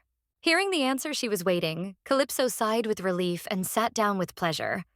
Finally, I can rest. The henner looked left suddenly and noticed a glass of cold water and a towel. He was wearing a wrist using hydraulics. Both the towel and the water flew into the air instantly. Calypso looked at him. What is wrong with him? Did he go crazy? Something wrong with these eyes? The Genor face glowed and his blue eyes shone like 1,000 stars. Then Genor began to praise her. You are so wonderful. Incredible. Exceptional. Seeing you, I remembered. Can you do one request? Wipe her face, she asked with interest. What kind of request? Speak, I'm listening. The Ginor continued. I have 2 older brothers. My second brother's name is Atlan. And you know, so the point is, please take care of our second brother. Calypso frozen as if she couldn't believe her ears. Her mouth was opened and the water flowed from the chin. What? A clear disgust was reflected in the Ginore's face when he mentioned Atlin. That feverish failure of the second brother. How can he match you? His eyes are so annoying. Thinking about his plan, he smiled. I can't suffer alone. Ginor stretched an artificial smile and in the oppressed tone turned to Calypso. Make sure he will not be able to recover. Well? She was remembered by the words of the genome previously. After training, Calypso sat alone on a stone bench, immersed in her thoughts, not noticing the noise of children who played fun. The second brother, Atlan, has a similar temperament in some way to get involved. But there is something in Atlan, some kind of sparking. Because they both hate the play, they are unlikely to be close. Calypso remembered that in their previous life they were the perfect partners. This could no longer be called a regular relationship. The atmosphere between them has always been very close, especially during crises. In the mind, Calypso again appeared the image of their farewell scene. She watched the Athleus in front of her. Calypso instantly returned to reality. The past life and present cannot be the same, but I have not yet met with outline. And about the absurd conversations of Geners. Forget about them. Suddenly, the twins of Beleg and Luba appeared behind her. Princess, what are you doing here? Calypso asked. By the way, are you taking two? Are you getting along well with each other? Hearing this, they both were alert and exclaimed as if she had distracted them. They complained in turn. The paws always insists that he is older. You're wrong. Ask the mother. In despair, Calypso intervened to split them, quietly saying, Okay, calm down. I understand you. Stop. Suddenly, Luba remembered something important. But princesses, wait a minute. Calypso also realized. Oh, exactly. It has been a few days as it disappeared. With the absence of Karen, the atmosphere has become strange. It seems that they all split into two camps. The voltage was felt in the air, and the views around the electric spark. Calypso agreed. Exactly, and I wonder what they divided. Entering the estate, Calypso stopped. Looking back, she heard someone loudly spoke her name. Lila came to her and asked, Princess, are you running now? Calypso replied that she was already aware of this and that she was going to participate in the competitions for the continuity of the head of the family as a candidate. Lila warned with care. Be careful. You know that potential candidates can nominate at any time, but they always disappear before the family meeting. Calypso smiled and said, Thank you for the care, but everything will be fine with me. My father will protect me, and Lila here too, right? Lila smiled gently and replied, Yes, everything is true, but don't relax. This large family is full of underwater stones. Calypso stopped for a moment, returned, and said, I will be careful. She thoughtfully assured herself that her father would protect her. It is necessary to prepare psychologically before the family meeting. It was also excited about the device that creates an atmosphere. There was a carriage on the street ready to pick up Calypso. In the carriage, along with Calypso, there was also Agenor. Suddenly he said, And probably it is because they will follow different successors. Calypso scattered and asked, Why are you here? And the Ageno, full of enthusiasm, replied, Because we will meet with the master together. Calypso was annoyed by the presence of Agenora, but he, on the contrary, had nothing against her. He even remembered her brilliant arrival with the twins Luke and Liuba. That day I was amazed at your unexpected appearance. Calypso mentioned that moment. Generia inadvertently smiled and asked, Do you already have supporters? How many of them are you? I am not the first, however. Maybe the first if I get rid of others? His face was clearly distorted. Calypso screamed and stated firmly, If they would worry me, they would die from my hand. Calypso screamed and stated firmly, If they would worry me, they would die from my hand. The general was sorry because he also wanted to try. The angry Calypso grabbed him by the collar and made a reservation. He only covered his mouth with his hand and laughed cunningly. Then Calypso released his collar and continued, If they follow the successor, then it is related to the choice of family candidates, yes. One of the Genor leaned closer and said, That's right. The atmosphere in the intermediate center is similar. Sister, how are you going to cope with a family meeting? Calypso said she was visiting the meeting for the first time. Hearing it, the Jeep but reassured her, Don't worry, I'll introduce you. Calypso thought she would not be against it to introduce her to the Genor. Of course, it would be better if the father helped, but it is impossible. The Janor did not forget to remind her to be careful. Everyone will prepare before the family meeting. I used to meet with our senior and second brothers, but never thought of you, my little sister. Was I too lenient to you? Use this advantage reasonably. Calypso laughed quietly, watching his behavior. Then she jokingly pinched him for his cheeks. Don't be like that. Honorn shuddered from an unexpected attack. Oh no, I give up. A few days later, near the estate, Calypso unfolded a piece of paper and sighed. These few days were calm, wasn't it? The piece of paper was written in red. Follow me quietly to the back garden. If you don't come, I will threaten the twins you care about. Calypso curled up paper with irritation. She muttered, that for the cliché, as if it were written by a second-rate villain. In the backyard, the Calypso estate followed the instructions on the paper and finally came. Karen was also present. He said in his companion, no doubt, Brad really came. Walking past the laugh, he asked, is that puppy? But in the end, it turned out that nothing was visible there. It's like a piece of rat litter. Calypso was extremely indignant that he was compared to something like that. It was surrounded by aura, full of murderous intention. She shouted loudly, how dare you compare me with such an earthly statement? And in general, it is no better than your admiration for a defenseless girl. When he came closer, he sharply pointed her with his finger. Incredible. So you still know how to speak? It looks like your grandmother ignored you, isn't I? This action finally angered Calypso. Suddenly she grabbed him, making a loud sound. Calypso immediately repulsed his hand, stunning everyone with a surprise. Calypso smiled coldly. If they were only words, the grandmother would not pay attention. A fool. Release twins. Her act stunned Bion, immobilizing him. Calypso used her hydraulic devices while warning, I will make you pay for it. Calypso cast a farewell look, full of warning. He smiled, surprised that she did not lie about her origin. Daughter Lord Pierced. Her words struck children like lightning. Buy and continue to provoke it. Well, what about it? This only proves that you are a dad's daughter. Then she called twins loudly. Luke. Beloved. I call you loudly. The killer is the tops of the food chain. In the arsenal of a white, cetaceous creature of Minluki and love, there is a powerful weapon. An ultrasonic cry that can destroy the eardrum. They did not have time to agree as both brothers shouted at the same time. Calypso closed her ears and turned to the genre. Save Gemini. Henor did not hesitate and immediately rushed to the rescue. Leave it to me. Bai annoyed his ears and grumbled. He is here too. Calypso suddenly rushed forward and grabbed it by the collar, catching suddenly. Where are your eyes? Your opponent is me. Saying it, she clenched his fist, and then she hit him with his fist in her face. He did not have time to react and got the whole blow of the Calyptine fist. His head was dizzy, and she was easy to land after a stroke. One side of his face is swollen, and he spat a full mouth. Baying evil flashed his eyes, wiping his face from the blood and muttering, small tricks. Calypso smiled mockingly and returned to the subordinates of Baying, who were now broken. She asked Transfet, what do you say about these worthless tricks? Answer exclamation mark. Then she turned and shouted at the genre, Honore, whatever happened, protect the twins. Henor asked excitedly, Princess, do you need help? Calypso reassured her brother and quickly became alert. Well, who do you think Calypso waved her hand, provoking the band. What are you standing? It's scary? After that, only the sounds of the battle remained. The Gainor was amazed at the fight from the side, bewildered, not knowing how to call it. A fight or not.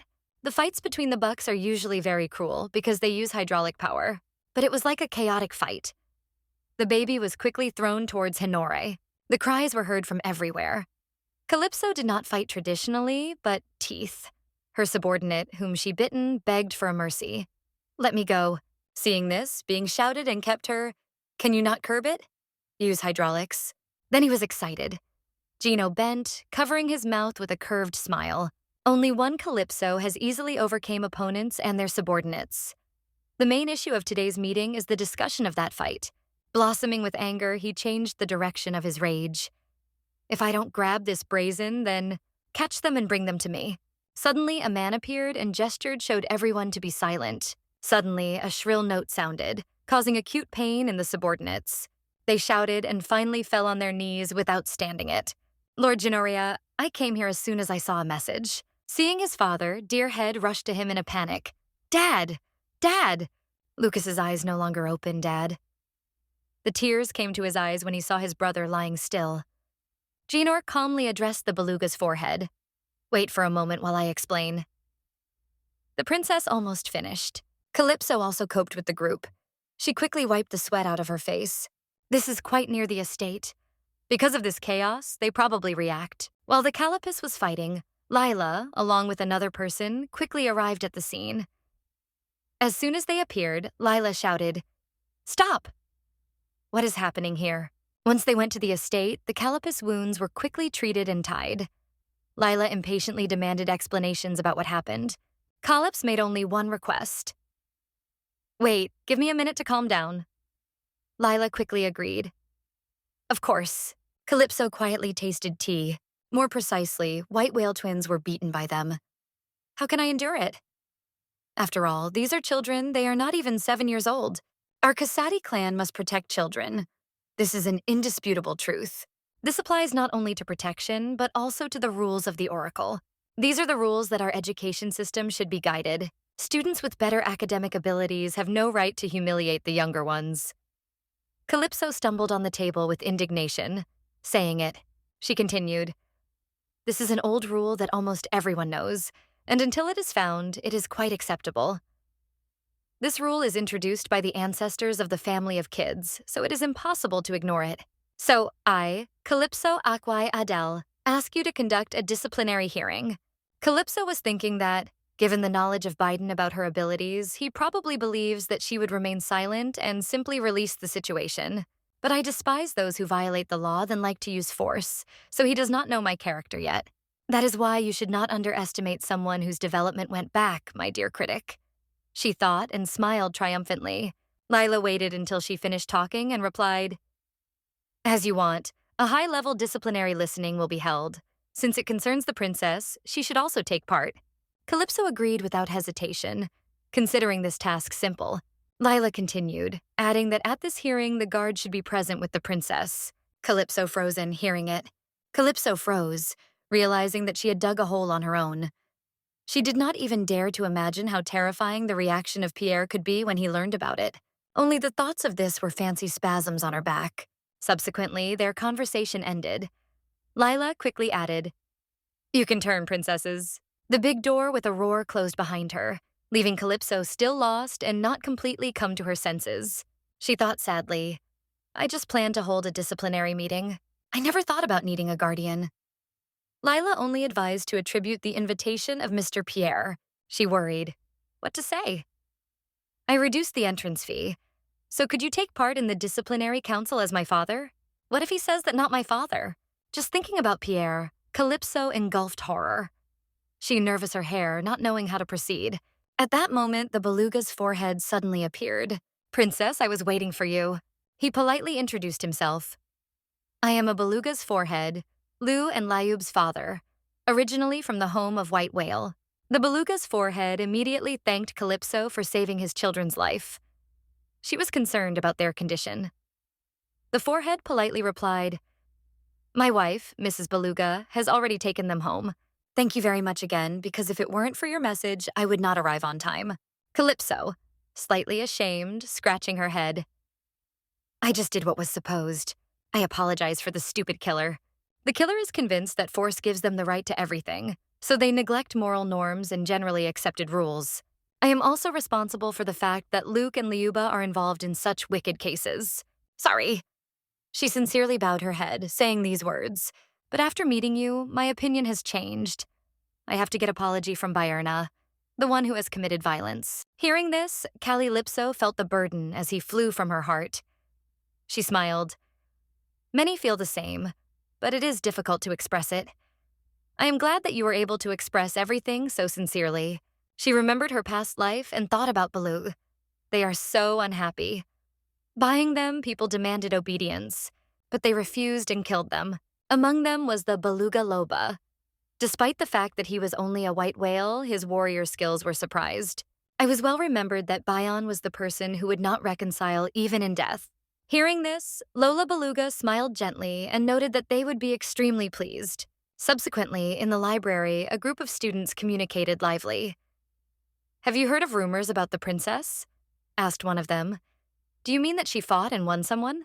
In elementary, secondary, and senior educational institutions, rumors spread quickly that the little princess had won Bion. It seems incredible. How could a princess who still study in elementary school to do this? The boy with gray hair excitedly spoke to his neighbor. "What do you think, oh? Say something." He did not stop talking, constantly pushing a neighbor who tried to do up. The neighbor eventually could not stand it, stood up with fury in his voice. "Do you like to interrogate people so much?" Seeing his threatening appearance, the guy shuddered and quickly denied, "No. Do you hear I'm already silent? After all, she is your younger sister, Atlin." This man was an eldest brother Calypso. Atlin. Atlin stops for a moment as if plunging into deep reflections. Then he said, "Don't say nonsense. I don't have a younger sister. You will wake me again, and I will kill you," Atlin warned, grabbing another guy by a collar. The frightened guy immediately assured him, I know your character is too unpredictable." "What do you say, Bellis?" Two girls asked a guy who was absorbed by reading. This man was the older brother of Callus, Bellis Aquasieto. He answered calmly, "Those who commit crimes deserve punishment." The blonde girl was embarrassed. "Crimes? Tell more, Belia. She sincerely hates those who violate the law. However, Bavaria is not the main problem." Having said this, Bellis's face darkened. Let us return to a topic that threatens destruction. She was delighted with Pierre. I won! I won! And although they have not reached this moment, Pierre remembered how Calypso once exclaimed, "I won that battle. The master taught me many wonderful things." "Thank you. Thanks to you, I won." Calypso said these words proudly on the face. Suddenly, the wound on her shoulders made herself aware of acute pain. Calypso mentally reproached to herself, "What a non-goal baby I am." Suddenly, Calypso shuddered as if she had felt something unexpectedly. She lifted her gaze and met with the gloomy face of Pierre. Calypso tried to reassure himself. "Everything will be fine. You just need to try even more." But he should be satisfied with my story about how I consider joining the Disciplinary Council. Pierre had dissatisfied with dissatisfaction, and his anger was obvious. "I'm sorry, I can't assist with that request." Calypso covered, "This is true," but Pierre interrupted her. "Victory when you're all in the wounds is not a victory. It is a manifestation of ineptitude." In the smile of Calypso, the inflamed spark disappeared. She is silent. The only compliment, everything else is only reproaches. Is it easy to win in a fight at that age? Can you not tell me at least one praise? "I train more than everyone else." The eyes were filled with tears ready to break out. She tried to tilt her head to hide her weakness from him. "For my past life, I have tried my best." Her hands trembled when she firmly squeezed the edge of her dress. Calypso turned to go. Pierre asked where she was going. Calypso replied indifferently, "I do not know, but I go." She went, crying and feeling offended. She remembered her father. "Father, you would never do so with me. I miss you so much." The more she thought, the saddened, and the tears rolled across her face. Calypso just turned around and went away. Pierre watched her from behind. Suddenly, the stream of hydraulic forces pierced the air, enveloping the body of Calypso. Pierre, with the help of hydraulics, pulled it back. He gently said, "Your body is a weapon. Your body is a weapon." Calypso was still upset. She scolded and asked, "Well, what's next?" Pierre explained that if you do not care for weapons properly, it will break or rust. The same applies to your body.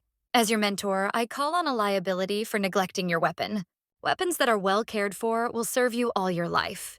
"I couldn't give out this weapon," Pierre said, sadly lowering his head. Callus is stunned. She remembered, the majestic hero who was revered by everyone. However, unfortunately, this kiss was struck by an incurable disease. Until the day Pierre closed his eyes forever, there was no day to keep him unattended. Unable to overcome the weakness of his body, Pierre lived under the vigilant eye until his death, but managed to discover phenomenal physical possibilities and strength. Pierre raised his hand with hydraulics. The bandages that closed the Calypso's face slowly fell, opening its intact surface. How do I win such proud victory as you? If I do not fight now, then I will not even be able to get the hydraulic you have got so easily. Pierre replied, even if I give you an answer, you still don't listen. After that, he slowly approached Calypso. The relationship between the teacher and the student is sooner or later accompanied by separation. Do you want me to keep the distance and remain objective? Calypso was surprised. Does your voice sound better, do I think? No, that's yes. Thinking about it, she unconsciously reached out. Calypso grabbed Pierre by the collar and asked, Teacher, do you worry about me? Calypso shone with a bright smile and said, he would have quarreled me for being alarmed so much, and then I would surely hug it firmly. Can you repeat what I said again? I was so worried about you, Calypso. Pierre narrowed his eyes and an expression of heart affection appeared on his face. He kept his hand and stroked the Calypso on his head, and then he said, I was so worried about you, Calypso. Calypso smiled happily and wondered why, despite his lameness, she came so far. Now she finally understood. A few days later, the scene is transferred to the estate where the genome lives. Morning in the Calypso estate. In the dining room, he was filled with cakes and tea. The genome carefully asked if we would go together. Calypso confirmed, yes, everything will be right. She remembered how I was so fascinated by anger that day that I did not even mention the transfer of that article to my father. I couldn't do anything. There is no other choice but to give up the thought of bringing your father with you. No matter how much I think about it, I cannot find a convincing reason to turn to my father. Lapsauce constantly changes the expressions of the face, looking back. Henor asked, and it will definitely be appropriate? It is necessary for parents to be present. The giant Henor thought that it was worth sharing with his father all the details. Calypso Vicar firmly denied, no, in no way. Until I meet the dragon Herzoga, I still want to live with Pierre the way we live now. Gina smiled widely and confidently said, I don't worry. My younger sister, apparently, has already thought of everything to the little things. By the way, I did not expect a high-level meeting and the family council would take place in one day. In the end, Calypso found common ground. The rumors I have dissolved guarantee that my appearance will attract attention. I want to see my grandmother's face who ignored me. Since there is no support this time, I will have to deal with everything. Without a Genor, working with customers would be extremely difficult. Genora smiled cunningly. What do you say? It's fun. For the first time, I bet to protect someone. Seeing this, Calypso, too, exclaimed, really? It captures. There are so many events ahead. Agino was full of enthusiasm. This is what my little sister said, right? Seeing this scene, Calypso felt dissatisfaction with her older brother. Suddenly, someone pushed the cart indirectly in their direction. Red-haired girl enthusiastically explained, oh, I knew you would need more tea. That's the young wizard with us. Look how two you will get along with each other. Both girls, with red and blonde hair, were surrounded by a young man, enthusiastically shouting, oh, young master, you are so beautiful. He, in the center of attention, only blushed and could not pronounce a word.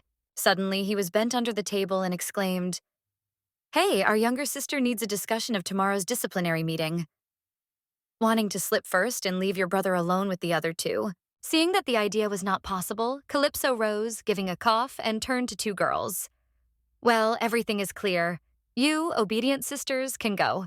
Both girls politely bowed to Calypso and left the room. After that, they quickly returned to the discussion.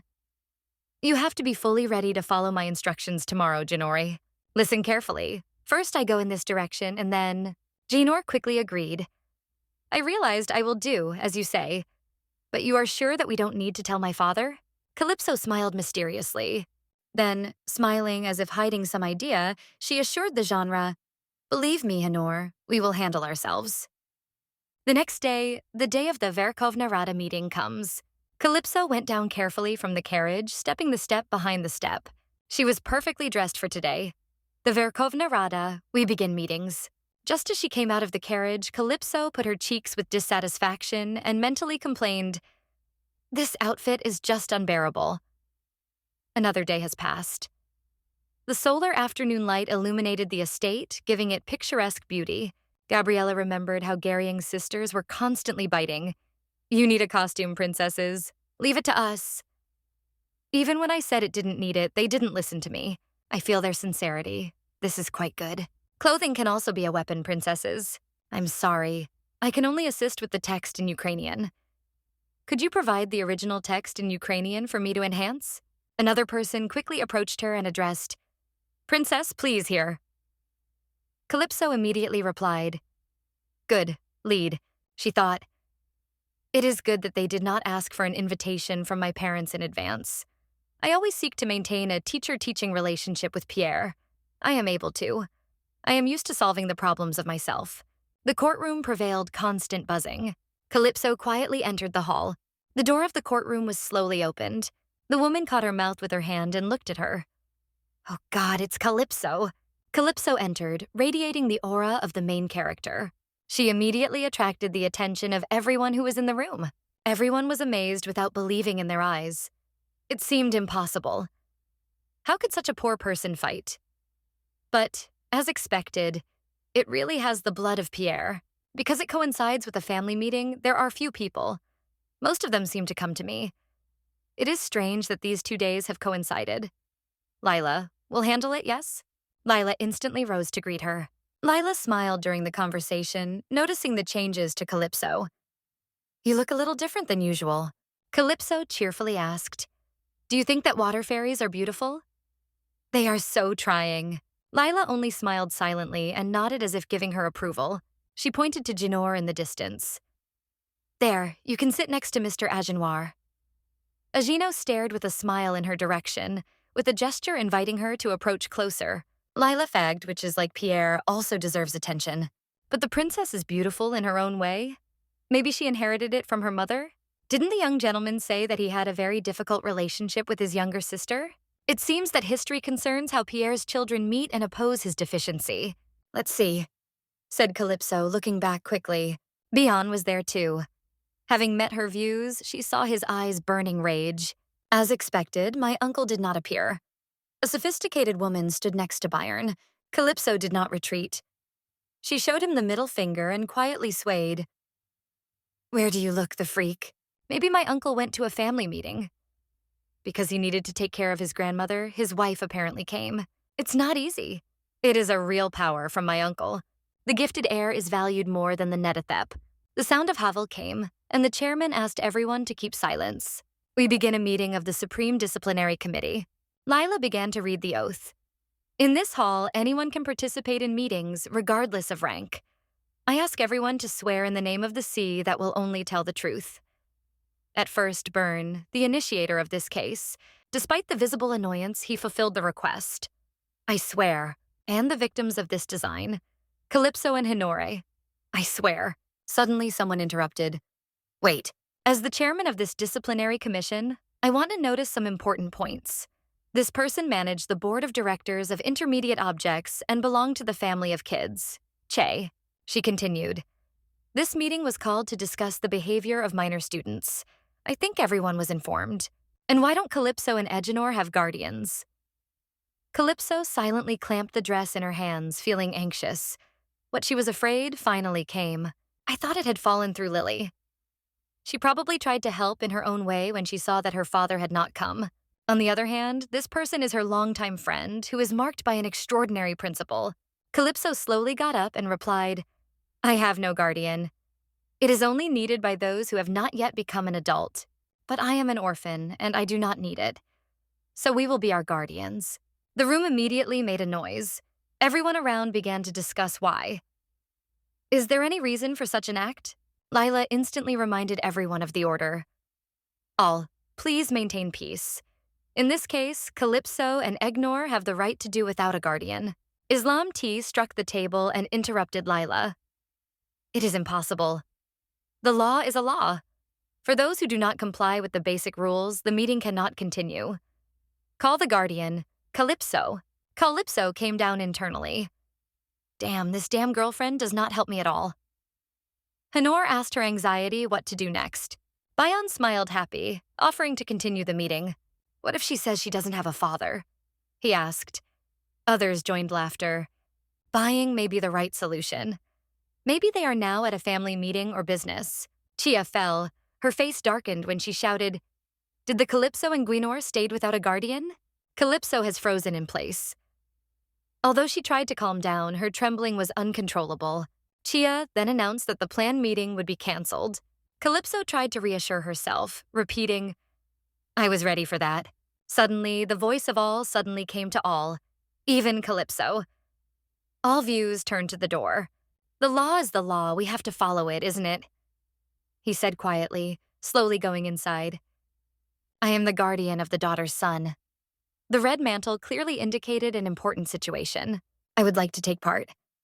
As it turned out, the owner of this voice was Pierre. Calypso was surprised without realizing what was happening. The puzzled girl grabbed her head. Seeing the affected look of Calypso, it is clear that it was the same for him. She did not know how and why her father appeared here, but her appearance plunged her into panic, and it looked strange. In her fleeting memories, her father loved her very much. But in reality, there was too many rumors that denied this illusion. Calypso suddenly rose and the big eyes of the Genor looked at her. In this situation, she decided to shine a bright smile, rush forward, and call her father. Meanwhile, Calypso prayed constantly in his soul, hoping for a response from his father. She rushed forward like lightning, extending her hands to Pierre, continuing his prayer in her soul. The next moment, she safely found herself in Pierre's arms, squeezing his hands firmly. Pierre looked at the baby who was comfortable in his arms and quietly apologized for late. Calypso immediately rushed to embrace Pierre Teeter, worried about asking if everything was fine with him. Still immersed in reflection, Calypso felt Pierre gently stroking her on her head. He assured that he was better. Then he gently apologized to her for late, leaving Lila and head stunned by surprise. Pierre asked Lila if she needed a separate confirmation of his presence. Lila replied that it was not necessary, because it was already confirmed that he was with them. The chairman of the committee suddenly congratulated Pierre on the words that a long time had passed, hinting that no one expected his appearance. To buy in a seat, he reported that his daughter was so worried that he forgot to tell him time. Because of this, he was a little late. Calypso, pressed against him, was amazed so much that he was able to come up with such an excuse. Lila nearby. "Honestly, all your actions are very surprising." Hearing this, the bean was so angry that he clasped his teeth. After Biang lost control, Lila reassured him. "Dear young Mr. Biana, the head knows all the rules well." Baying's heart was sad. Did these people really think that he would simply give the eye of insight? Suddenly, a decisive voice was heard next to him, which urged to calm down. He, ready to explode, returned sharply to his senses. His power was scattered. Bayanga's mother looked at her son and asked, "Didn't the head give her approval?" Hinting that he should not create more problems. Finally, Byron was able to curse quietly, holding back his anger. Calypso, watching a senseless he was forced to suppress rage, thought that he was not in favor of such behavior. His punishment has already been identified. Did he not understand that this meeting had to solve only the details and the scale of the punishment? If he retreated himself, it would make the situation easier for everyone. Besides, thinking, she cast her gaze on her father's harsh, gloomy face. If the father took advantage of his power, she would have imagined his breathless body on earth. From this, she was a little annoying. Nearby, the mother also looked concerned. At this point, someone invited Pierre to sit down. He took Calypso and sat down at some distance from the Bayon. Calypso on Pierre's arms did not forget to give him a bright smile. My father just made fun of her. When everyone listened to the head of the head, the steps were heard behind the door. The door opened and apologized. From the door appeared a butcher, a little worried, as if he were in a hurry to execute the owner's order. The order of the Supreme Disciplinary Council was issued immediately to stop the meeting and go to the hall for court hearings. Therefore, the disciplinary session will continue with the participation of the homeowner and the family meeting. The Calip was stunned. Her face faded slightly. She did not expect everything to end like that. It was really absurd.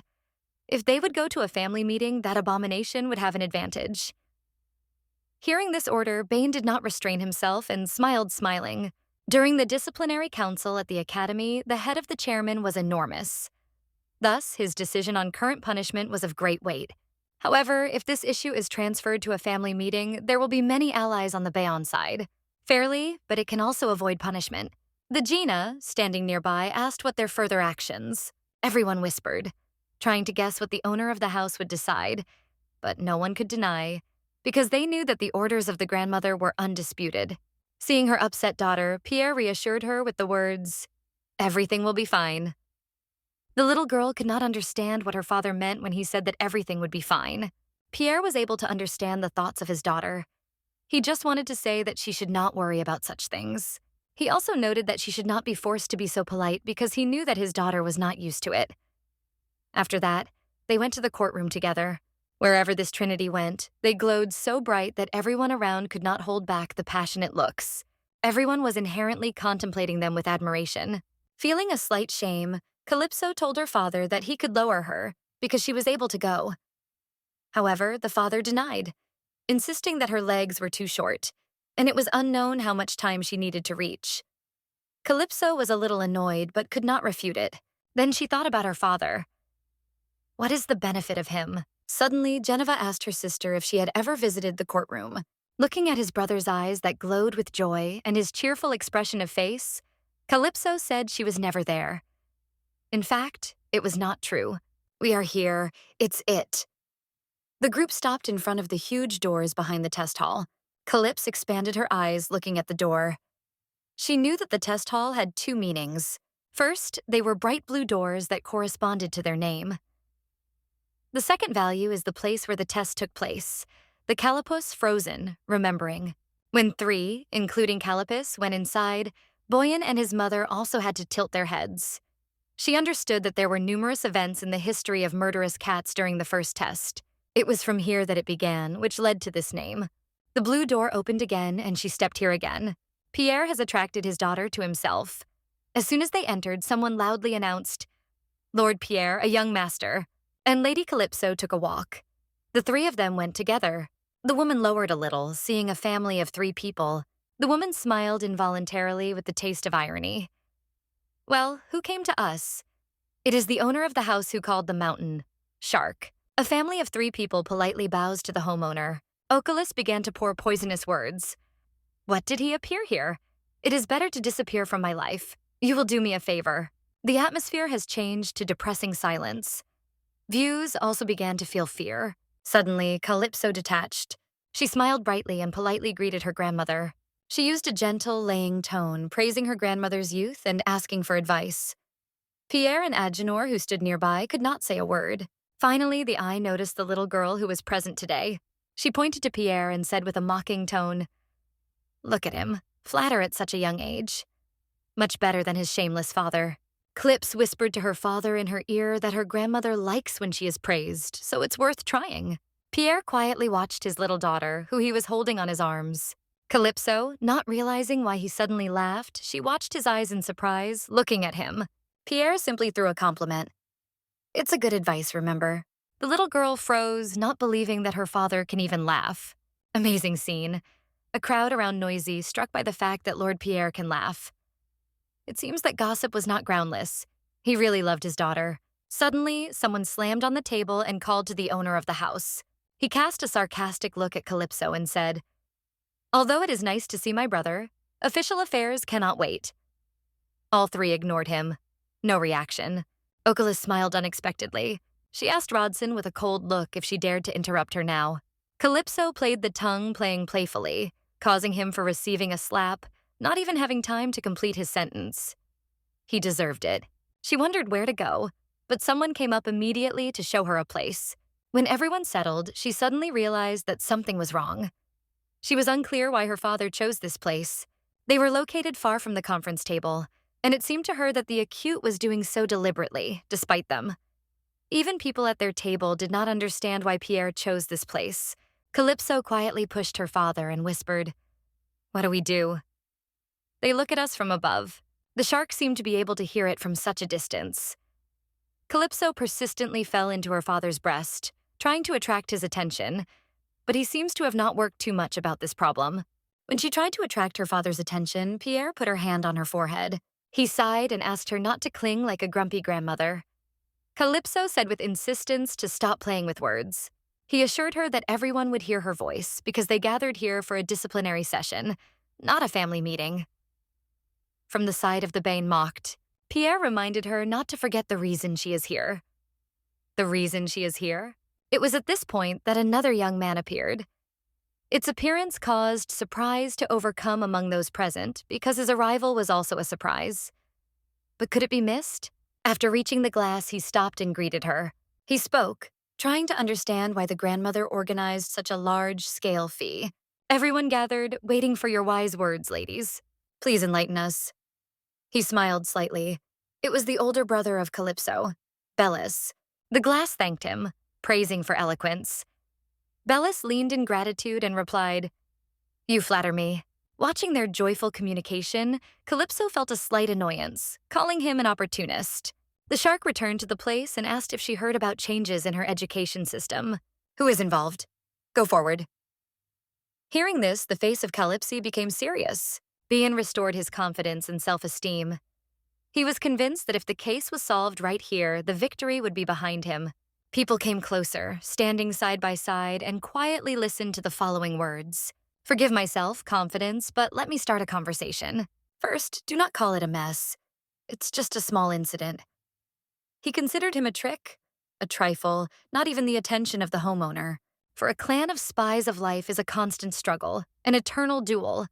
Every moment should be used to the maximum. And you dare to waste our valuable time. Despite this small personal conflict, the shark listened carefully to his excuse. This undermines the dignity of the orca clan, the most powerful in the ocean of creatures. Hearing this, Calypso's face darkened.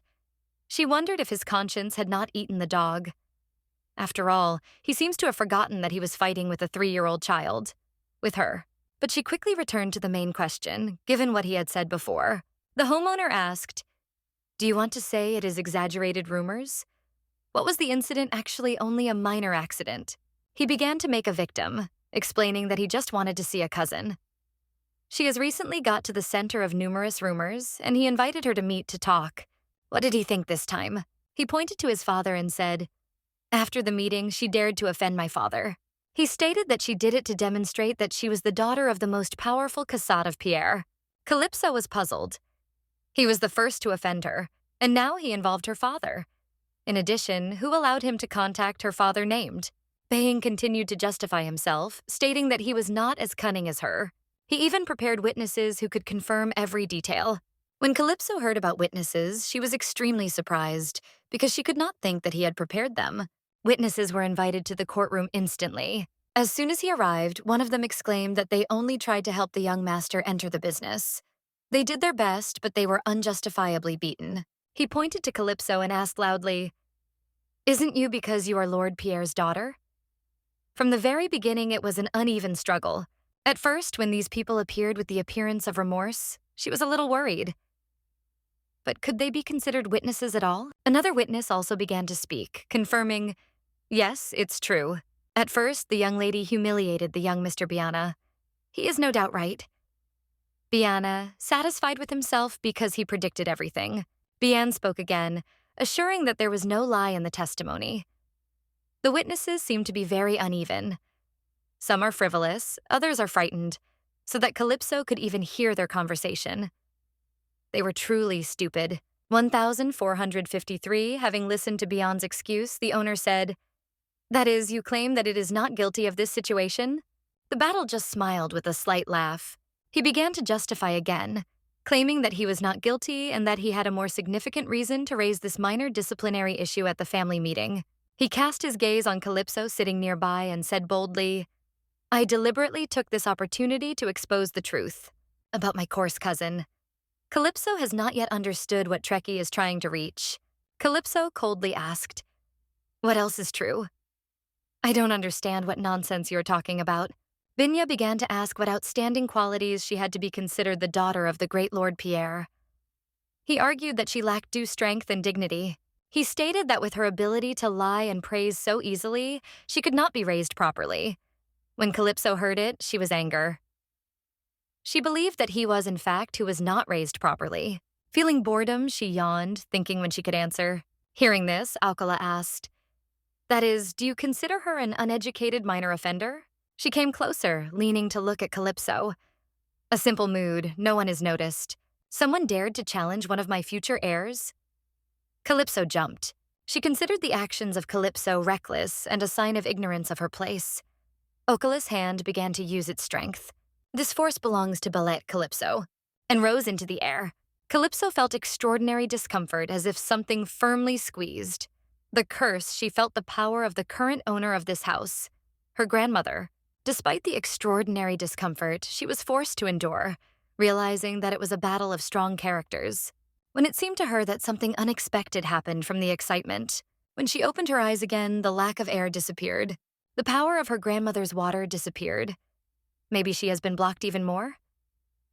This force seemed to slowly lower her. She also protected me during the meeting. All this happened because the father acted on his own. The voice called the homeowner. It was he who was a source of force that saved Calypso. Seeing anxiety for his daughter, Ocup said, "It's all right. I can't stand it. It's a shame for our family. Allow a weak girl to act recklessly without realizing her place." Calypso was interested. This old woman almost killed her, and now she says such things. The shark asked Pierre if he really brought it up. This issue made Calypso to solidify.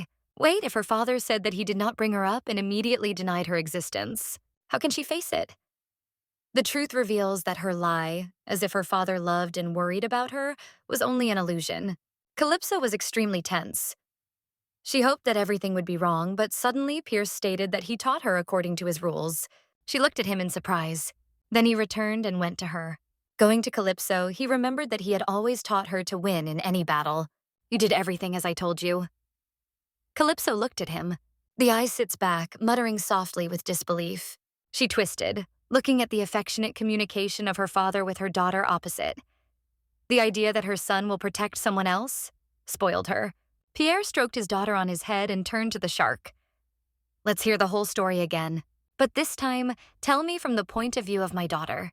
Looking at the owner sitting on a high chair, he asked, "Isn't this your role?" Calypso realized that her father gave her a chance, the long-awaited opportunity to express herself and prove her skills. She was not going to lose him. After a step forward, Calypso said quietly, "Grandma." She tilted her head slightly, hiding her eyes under her hair, but her voice remained clear. When she lifted her head, her eyes lit up and she asked, "Isn't the rule of the clan of spies that the actions of the strong should be responsible?" The eye answered the yes. "They offended my honor, but is it what really matters? If you justly evaluate me today, grandmother, I will tell you something interesting." Bion's face became distorted when he tried to intervene with effort. "So, the end of the cheeky scoundrel. Now my turn." While they argued, the owner of the house interfered with their dispute.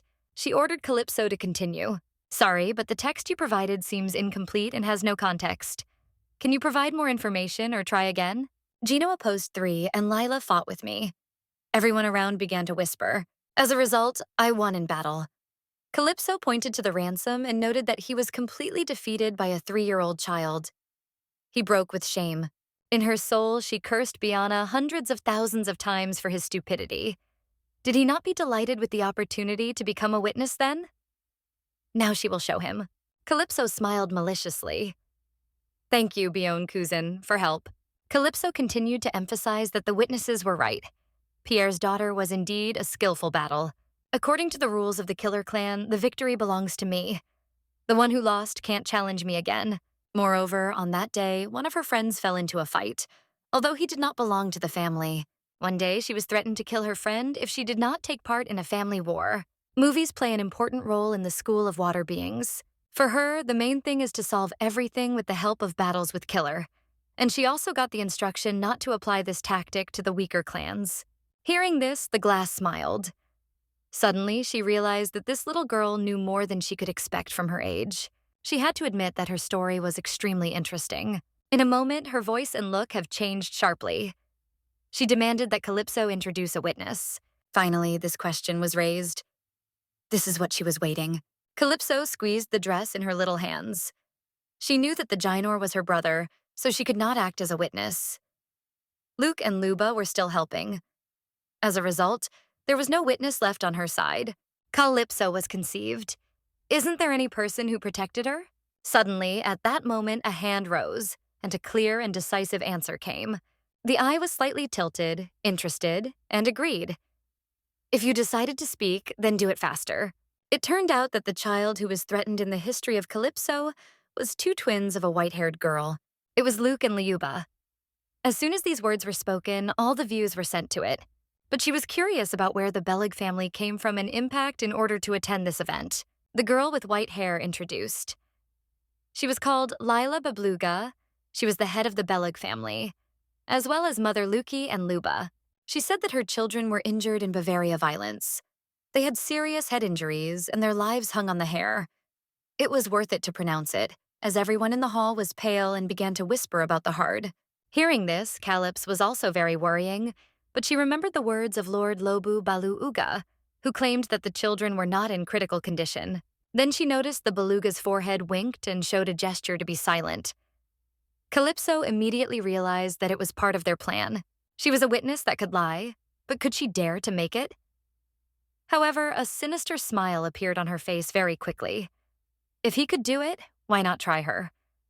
The white wheel was impressive. Thus, Lila continued her presentation. She hoped that the homeowner would take it seriously. Will her children have the risk of life in the struggle between killer? As a representative of all vassals, we cannot leave everything unattended. She was aware of her own weakness, but after the incident, she hoped for respect, because she was convinced that large killer would remain intact. At this point, he spoke to the lobby beluga. It was he who told the management of the main institution about this case. If the evidence was not enough, he asked the owner to invite several family members as witnesses. At this point, Calypso cheerfully noted that in her opinion, witnesses were already enough. Suddenly, she exploded with laughter. As for those who did not know their place, they did not deserve her attention. Hearing this, Bion was extremely impressed, confused, and sought to explain everything as soon as possible. However, in response, he received only cold "shut up" from the owner. He was only overshadowed and stopped. She noted that it was not a surprise for her, but realized that Khalil was telling the truth. It is time to take out the final verdict. In addition, despite the violation of the strict rules of the educational institution, he tried to hide his mistakes, decided to deceive and meet with the master of the system. Given all this, due to the abuse of water, Adele was forced to leave the establishment and put on the probation for a year. Despite this punishment, there was no hint in his expression. Justice finally stood on the side of Calypso. Hearing the sentence for his son, Bianca's father, Rutan, he could not stand and rose. He exclaimed loudly, "Mom, wait a minute."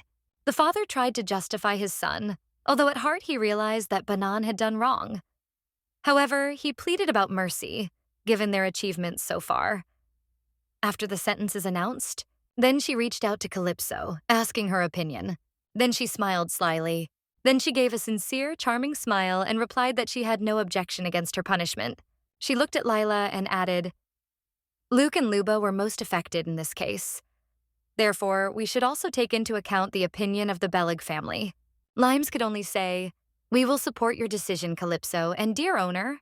Finally, the decision was made. Just that. When everything was settled, Bayana covered the trees. Since there were no objections from the council, the decision will be implemented. These words have become a heavy stone for Bion, which presses on the last ray of hope. His face faded. He seemed to be fainting. In the community, the glowing age was extremely important to confirm their abilities. Moreover, during the test period, it was not easy to assemble the necessary team. He did not gain this position thanks to his own abilities. However, the one who really stood out because of his abilities was the son of her second uncle, but Bellis, the eldest son of her father. Therefore, the error range will change as follows. After defeat, Bayan lost his position and turned into an abandoned figure on a chessboard. The status competition will unfold between the variety and Bellies, but one was indisputable. It will not participate in it. Suddenly, at this point, Alcala announced another news. From now on, Calypso Akula Adele, officially recognized as a direct heir to the clan of the killer. Finally, what she sought so much was a reality. Its main purpose at a family meeting was to officially present it to everyone. However, she did not expect such a stunning debut. Suddenly, she felt someone's hand gently walking on her head. At the same moment, an image emerged in the imagination. She is a teacher who teaches a baby. Pierre gently said, "You worked well." Calypso turned her head, smiling gently. Then she rushed into her father's arms and happily reported, "I won." Being the main character is always exciting, isn't he? After solving all the problems, the atmosphere has become more fresh and calmer. The shark watched the warm arms of father and daughter. She thoughtfully rubbed her chin, even if they were represented by the owner himself. Due to great responsibility, you can still feel pressure and fear. She reflected on the words of the Calyps about the high level of strength and the natural ability to fight. At the same time, without being able to create even drops of water. Everything turned upside down. And she was aware of this feeling when a genius. Then she called the Bellies, who stood nearby. Bellies worshipped deeply, waiting for the instructions. Watching the touching scene of her father with her daughter, she asked Bellies, "How do you think is what's going on?" By this point, he was the youngest officially recognized. Bellies was recognized as a direct descendant of the spies when he was only 6 years old, and it struck anyone who learned about it. Now his younger sister exceeded his record and gained recognition. Even the Calypso, who had not previously respected the children before, as if she had taken her under her wing. Moreover, even his rival, Bion, she won. Akula wanted to hear his opinion on this. Bellies only cold noted that the punishment you have appointed was quite reasonable. Those who violate the law do not deserve forgiveness. However, Calypso Exvasi Adele is also responsible. Despite her capabilities, she still failed a classmate. In short, he believed that both his younger sister and Bien were guilty. He was praised for a skillful answer. As for Bellas, he always adhered to the proper manners in its presence. Watching them cheerfully, Calypso felt a slight annoyance because she heard everything he said from the beginning. She cast a cold look at him. At a disciplinary hearing, he stated that both my sister and the guy when she was beaten. How is it possible? Calypso decided that before. Meanwhile, Agino ran to congratulate her on the victory and recognition of the homeowner. He pointed to Bion's family and noted that the meeting was still ongoing, but watching their behavior, thought that everything was over. Calypso, being in Pierre's arms, suddenly remembered something. Looking towards the Bion family, she noticed a hostile look. Everyone looked at them with suspicion. Among all her attention was attracted by the girl in a pink dress. Long looking at her, the girl turned away and went away. Calypso put forward her tongue and jokingly said, "Go home and calm down." At that moment, Lila came to her and addressed the mistress. "Before we finish our meeting, I have to tell you something." The shark agreed. She decided to exercise the right to choose from vassals. Hearing it, she exclaimed, "Wait a minute." Lila smiled. "I answer the leader's honor. I will not give up my words." As soon as Lila said it, a real hype broke out in the hall. Several people were even applauded, and Calypso could not believe it. Lily was only 3 years old. Moreover, she did not intend to become the one who humiliates others. After the meeting was completed, all present began to gradually diverge. However, the noise of the discussion that just happened was still in the air. This will undoubtedly be a hot topic in the near future. At this point, he spoke to Honore. He stated that there were no sincere ones among those who hurried here after the meeting. They are all honorable. Pierre decided to drive away the annoying flies. Calypso, when he heard it, could not understand why her father suddenly became so good. Her father, returning, said, "To deceive me is tantamount to a mortal sentence." Then she was struck by a thunderstorm. She looked at her father alert. Suddenly, a figure appeared on the path of Henoles that she was scared. Henor rushed forward and urgently informed Calypso that he should go first. "See you!" The guy suddenly appeared and started running after him, shouting the name of Ginor. Calypso asked, "Who is it?" Pierre replied that he was a representative of the 3rd Auxiliary Branch. She could not understand why Edzo fled when he saw a representative of the Auxiliary Branch. While she was still thinking about it, some figure suddenly approached her. It was a Lila that stood in front of her with a bright smile. Calypso stretched, smiled, thinking, "Do not escape now. Today there should be a beautiful day. The sky is high, clouds are white, and the sun is golden." Incredible comfort. Lila appeared and proclaimed her a successor. Calypso only sighed and hoped that she would not turn to her in this way. Lila was grateful to Calypso for consent to communicate. In the crowd, where there were too many eyes and ears, she needed a quiet place to talk. Meanwhile, Pierre was waiting in the room. Calypso realized that she was not called for a walk or examination, so she immediately asked to move to the essence of the conversation. If she did not ask, Calypso would first break the topic. She was wondering why she was nominated. Lyle asked for forgiveness, but when he decided to exercise the right of vassals to choose from, he firmly supported Princess Calypso. That is, her. Calypso did not understand such a decision, because in addition to her, there were many other promising applicants for the role of the head of the house. In addition, she for the first time heard about the right of vassals to choose from. In her past life, she became the head of the house due to her insurmountable power. Recalling the ominous smile of the owner of the house, she could not understand what she thought.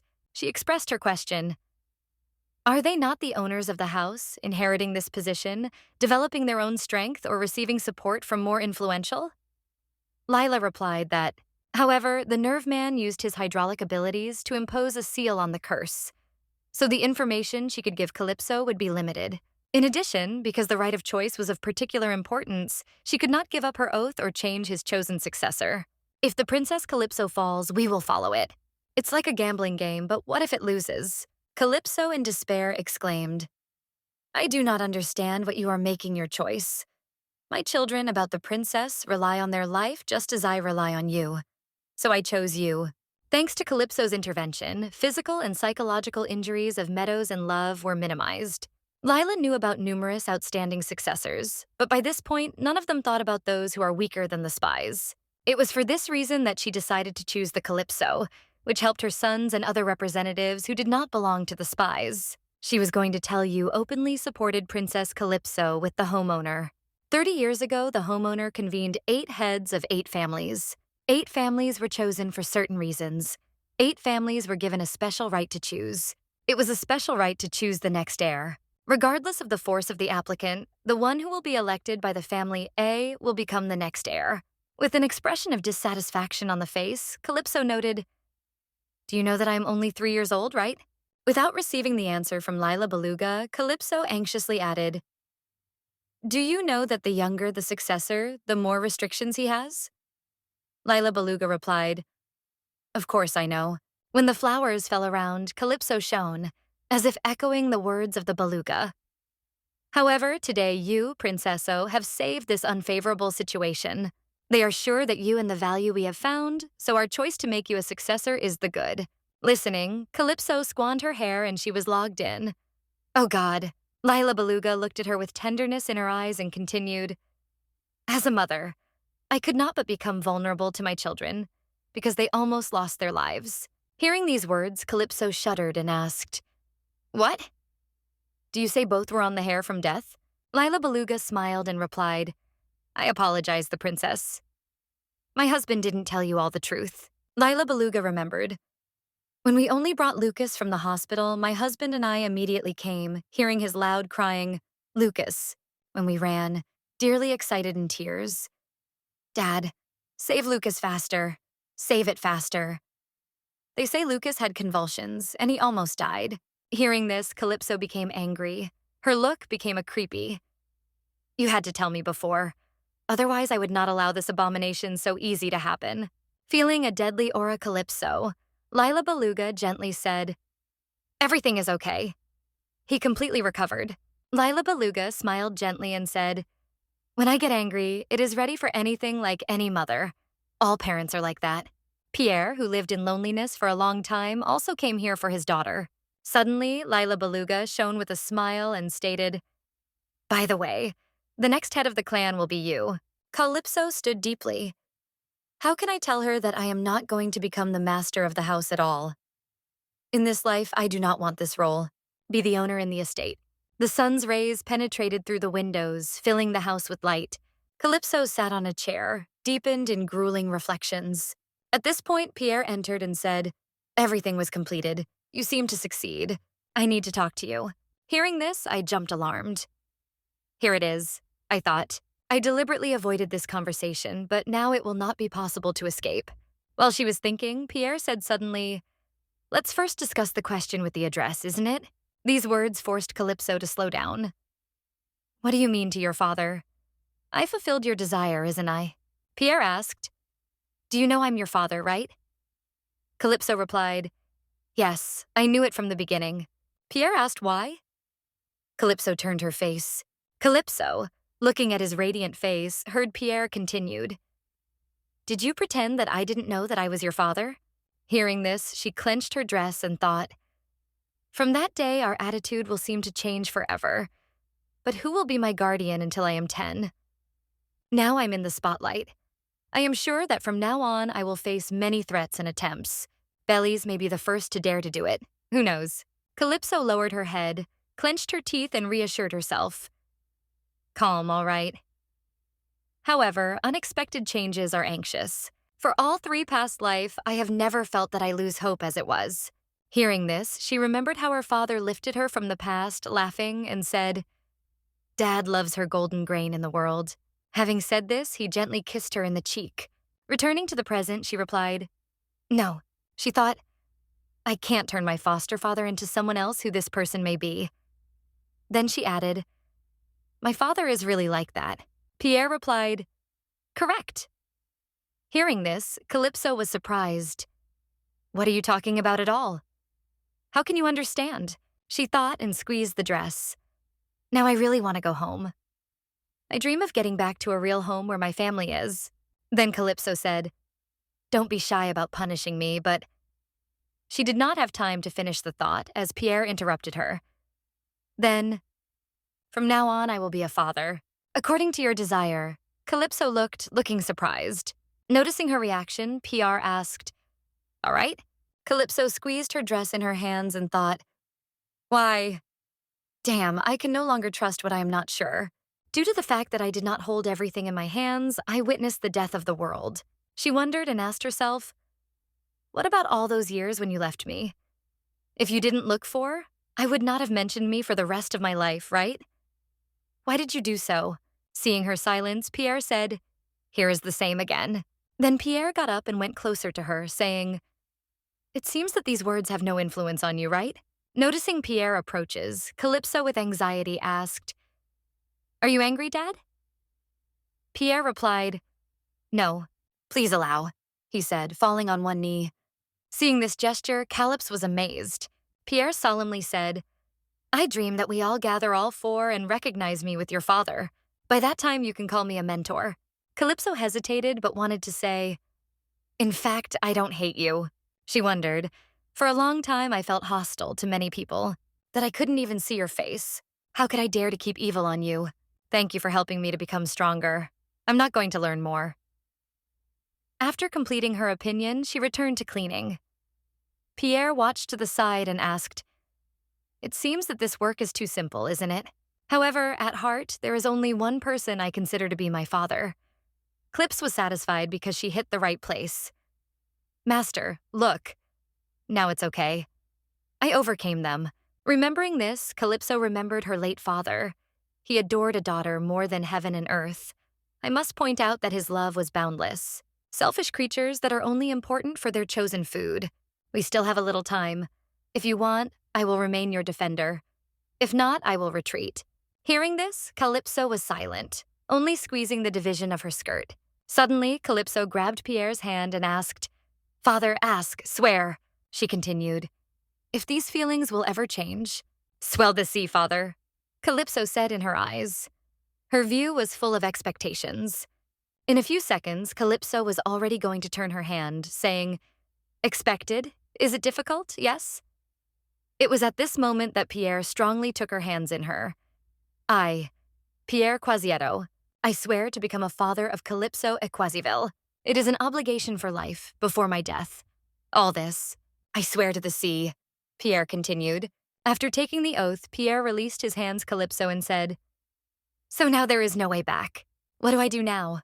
She thought, "Is this crazy killer ask me what to do in this situation?" But it is good. The positive is that now I have a reliable defender. Thinking, Calypso smiled and said, "I will believe in the sincerity of the master." She added mentally, "I won't ask why he left me. No, I don't want to know." Then Calypso asked, "Can I continue to call you a master?" PR replied, "Why not turn to me by name or otherwise?" After the question, Pierre Fron looked very upset. Then he delayed his side and said, "Your determination does not look like mine." Calypso turned away and replied, "I may look like my mother." After that, Calypso smiled and thought, "The main thing, I can turn this situation into an opportunity." And thinking so, she asked, "Mentor, listen to my desire." Pierre wondered, "What is it?" She happily stated, "I want to go to the Dragon Festival." I remember the first time this baby looked at me with such expectant eyes. Remembering that moment, Calypso, with a glitter in her eyes, she said, "I want to visit." Pierre got up and said, "Okay, I agree." Calypso was exciting. Indeed, Pierre said, I will listen to your plan, so don't forget it. After you recognize my decision, stop calling me a teacher. Near the window through which the warm rays of the sun penetrated. Reflection of thought on the face of a peer. Pierce was thinking about himself. A born warrior, a master in building a relationship. So Calypso does not look like a baby at all. This means that she has not been waiting for me. Can a child at the age of 3 can have such thoughts? Even so, the fact that I recognize this child without unnecessary words and emotions is probably explained by the fact that I knew her gentle, like a feather, heart. She reduced her barriers and allowed me to enter her world. Recalling this, Pierre's eyes were filled with almost killed fury when he continued to think. I cannot explain my anger that day. Delivered in thought, I unexpectedly heard, "Teacher, can you go?" Then Calypso opened the door and entered the room. Calypso, having interrupted Pierre's reflections, said, I just finished the workout. Come here. She hardly relied on the wall and asked, Master, why is the intensity of workout increasing? Is this because of your mood? Pierre quickly replied, That's right. Hearing this, Calypso was lost in thoughts and did not know what to answer. After that, the Calipus went to collect a glass of water and, turning around, asked, Master, can I ask you something? She sincerely asked, Master, do you love me like my daughter? Watching Pierre's silence, she thought, I asked something unnecessary? She shrugged and replied, Actually, if the master says you know nothing about love, I have an oath of the sea to prove the truth. Suddenly, Pierre appeared behind her and asked, What did you say? Calypso, surprised, quickly replied, But I just joked. Calypso said, Don't worry, dear. She added, I also don't expect a special one. I do not believe that the teacher will treat me as a native daughter, so I hope that our relationships will be mutually beneficial, complementing each other in moments of danger, and worry when hurts. This is enough. She thought, To the teacher, I know how to feel love, so we will become wonderful allies. A teacher. Don't try to be a father. Behind the windows of the estate is a beautiful day. With glowing eyes, full of hobbies, Calypso thought, I can't believe that I go to the Dragon Festival. She remembered. It was only 2 days ago, right? Pierre said, I have something to tell you. The trip to the Dragon Festival is approved. Calpus was currently sitting on a chair, smiling and thinking, now departure is just a matter of time. The festival in the City of Dragons is held once a year. At the end of the 3rd volume, she was seriously thinking, the Duke of Dragons opened a measurable space. The problem is that I don't know how to open it. However, you need to meet the Duke at the festival. You need to know how to do it. If an opportunity comes, I will find a way to get closer. I could not move freely in my past life. I had nothing left but to wait up to 10 years. Thanks to Pierre, I gained glory and was officially recognized. In addition, my visit to the Dragon Festival also received approval. Suddenly, a loud noise came from the bushes. 2 people came out of the bushes, shouting, Princess, princesses! All 3 sat together and talked fun. Near Bellis, he hid behind the wall, watching. He called her by name. Calypso Acquisito. 2 who appeared, they exclaimed, Princess! Princess! While the other 2 laughed, Calypso sat quietly nearby, listening carefully. Both said, Our parents asked to convey the greetings to the princess. They want to invite her to our home. Hearing this, Calypso suddenly shuddered. Calypso found these 2 brothers and sisters so sweet that she forgave their pranks. She stroked one of them on her head and said, Okay. Some of them replied, Princess, and I want it too. Noticing that she did not give a clear answer, he thought, The princess is still hesitation, right? With these thoughts, he said, Princess, do you come to us, right? It's already written on your face. It's already written on your face. Hearing this, Calypso was squeezed and thought, How do you know? Calypso thought, As expected, white whales were extremely sensitive and intelligent. One of them laughed and said, I worry I can fall in love. Because the princess is a really good person. Calypso laughed in response. I'm not so good person. She thought, if I was really good. Suddenly, she came to her mind. Wait, if I publicly support Genoa as a successor, then the Balog family is probably on his side, right? Noticing Calypso's mindfulness, both brothers and sisters looked at her fascinatedly. Then both suddenly exploded with laughter that surprised her. They both shone and said, The princess wrinkled his forehead. Sometimes my mother does the same. Hearing this, Calypso smiled and thought, That's why there may be a problem if you have a feeling. Three of them cheerfully spoke. Princess, hold me by the hand. And me too, and can we continue? Calypso shuddered, hearing it. Then Calypso looked around in search of two sisters. Seeing it, they asked, Princesso? Calypso turned and said, Can you go forward? I suddenly have things. After that, Calypso appeared in front of Bella and asked, Are you looking for me? Bella replied, That's right. Did you notice me? She replied, Although I don't know why you are here, please don't delay. What do you want? Belle glanced and said, I came to talk to you. Why do you immediately become defense? Calypso, having taken a defensive rack, replied, Talk? Your words are not a promise of peaceful dialogue.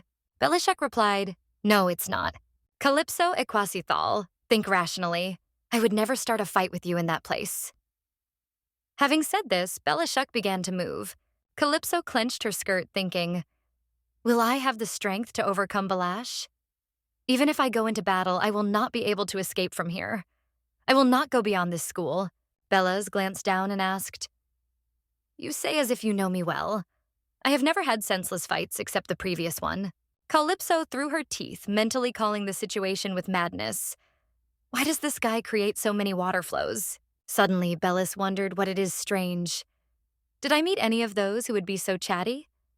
Who, even after such a beating, dares to speak? She thought, Why not Bella beating in an educational institution? I don't understand what it means. He is hard on his soul? After thought, Bella said, Even my grandmother does not know that I like to fight. From here, there is no way out, and it makes no sense to make a big mistake by making a fight here. So I'm really, she scolded and said, Despite that, I still can't trust you. Go to the essence and come from here. Then they were silent. Bella smiled and said, Buying and collapse is a wonderful opportunity for me. Since you are weaker than me, throwing you out of the way would be profitable. But I'm really indifferent to you, Callisto Equisia. Callisto thought with alertness how senseless it was. Even if I prove my exclusiveness, from his point of view, obviously the person he is worried about is not me. His true goal is Pierre. Having considered everything, she seriously said, I don't need this care, so please stop. Bella is asked, Why do you think so? She replies, This is not something that I do not care to Pierre Aquasial, but I don't have a father. Calypso, angry, thought, This guy is really unprincipled. Bellis continued, It seems we are going in a circle with this topic, so I will be frank. I want to watch you. When the time comes, I wish to support you as my successor. Your speech at a family meeting made me an impression. That is why I decided to come to you again. I wondered if you are the person I can support, and what you did can be considered a manifestation of some respect. At that moment, Bella pointed to her. Calypso grabbed Bella by her hand and said, I understand. Listen carefully, brother. By the way, I need to say something. Can you lean closer? Suddenly, she grabbed Bella for her clothes and whispered, Don't give a stupid, you are fish. Calypso said with cold eyes, If you are innocent, swell the sea. Bella broke her, smiling. You are cunning.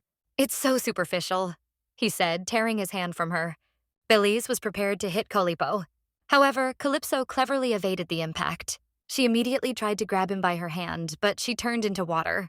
When Bellas turned the water back, Calypso struck the burning hand and thought, Damn, I intended to grab it by the wrist and break it like this little bottle. Surrounded by water, Bella said, Well, it is futile to try to do it. Suddenly, Bella asked, Have you heard this year planning to visit the Dragon Festival? Calypso frozen, reflecting on what he heard. Could he really? Calypso wondered and looked down, meeting Bella's smile. After that, Bella turned and went, saying goodbye. I'm very close to my grandmother, so I know most of her information about her. Hearing this, Calypso frozen in silence, mentally begging, Say that my forecast is wrong. Bella turned with a radiant smile and said, I also plan to go with you. I wonder why you want to go there. Hearing this, Calypso was even more surprised and thought, I guessed. Why are you going there, fish? Seeing the expression of the cap, Bella immediately lowered her gaze, and suddenly a wide smile appeared on her face. Seeing this, she thought, It is bad. His facial expression is the same as when he made me suffer. He is pleased with the pleasure of preventing others. While Judge Calypso was thinking, Bellis returned again and added, "Oh, and another thing. Grandma calls you." In a mansion, Calypso entered inside, looking around. She looked at the architecture carefully and thought that everyone immediately recognized the style. This certainly belongs to murderous Wales. Everything is black. Arriving at the place, Calypso bowed her head and said, "I congratulate grandmother. I heard you called me." Then she noted, "Calypso, are you still an ordinary baby, right?" Calypso thought about herself. Did she call me here to raise a quarrel? During a family meeting, the oculus got up and said, "I didn't think you were so baby." Indeed, he thought to, "Can't be." This old woman. She looked at the chair nearby and said, "Sit down here. I called you because there is something interesting and unusual. I mean, what happened in your residence?" He heard that they demanded the testing of qualifications and further measures for the heir. "So, you want to blame the maid of abuse, right?" Calypso stared at the eye, asking herself when it happened, and why did she find out about it only now? Is this because it was recognized at a family gathering where everything has changed? With such thoughts, she resolutely replied, "Yes, it's true. The people who were there to me received very little food for each reception, and the living conditions were terrible. Then there was no one of my age." Considering the report along with her answer, Oculus asked, "What does it mean? Everyone was killed. Do you want to say that you survived?" Calypso's eyes lit up and she replied, "No. The fact that I survived it." In order to identify the strong and weak, the grandmother offered a competition on fair conditions. But the grandmother did not provide equal conditions. If the child dies because someone has deprived her of his rights and mocked, then it's not a competition, a grandmother, it's a murder. In fact, the records indicate that these children came to the house where I lived.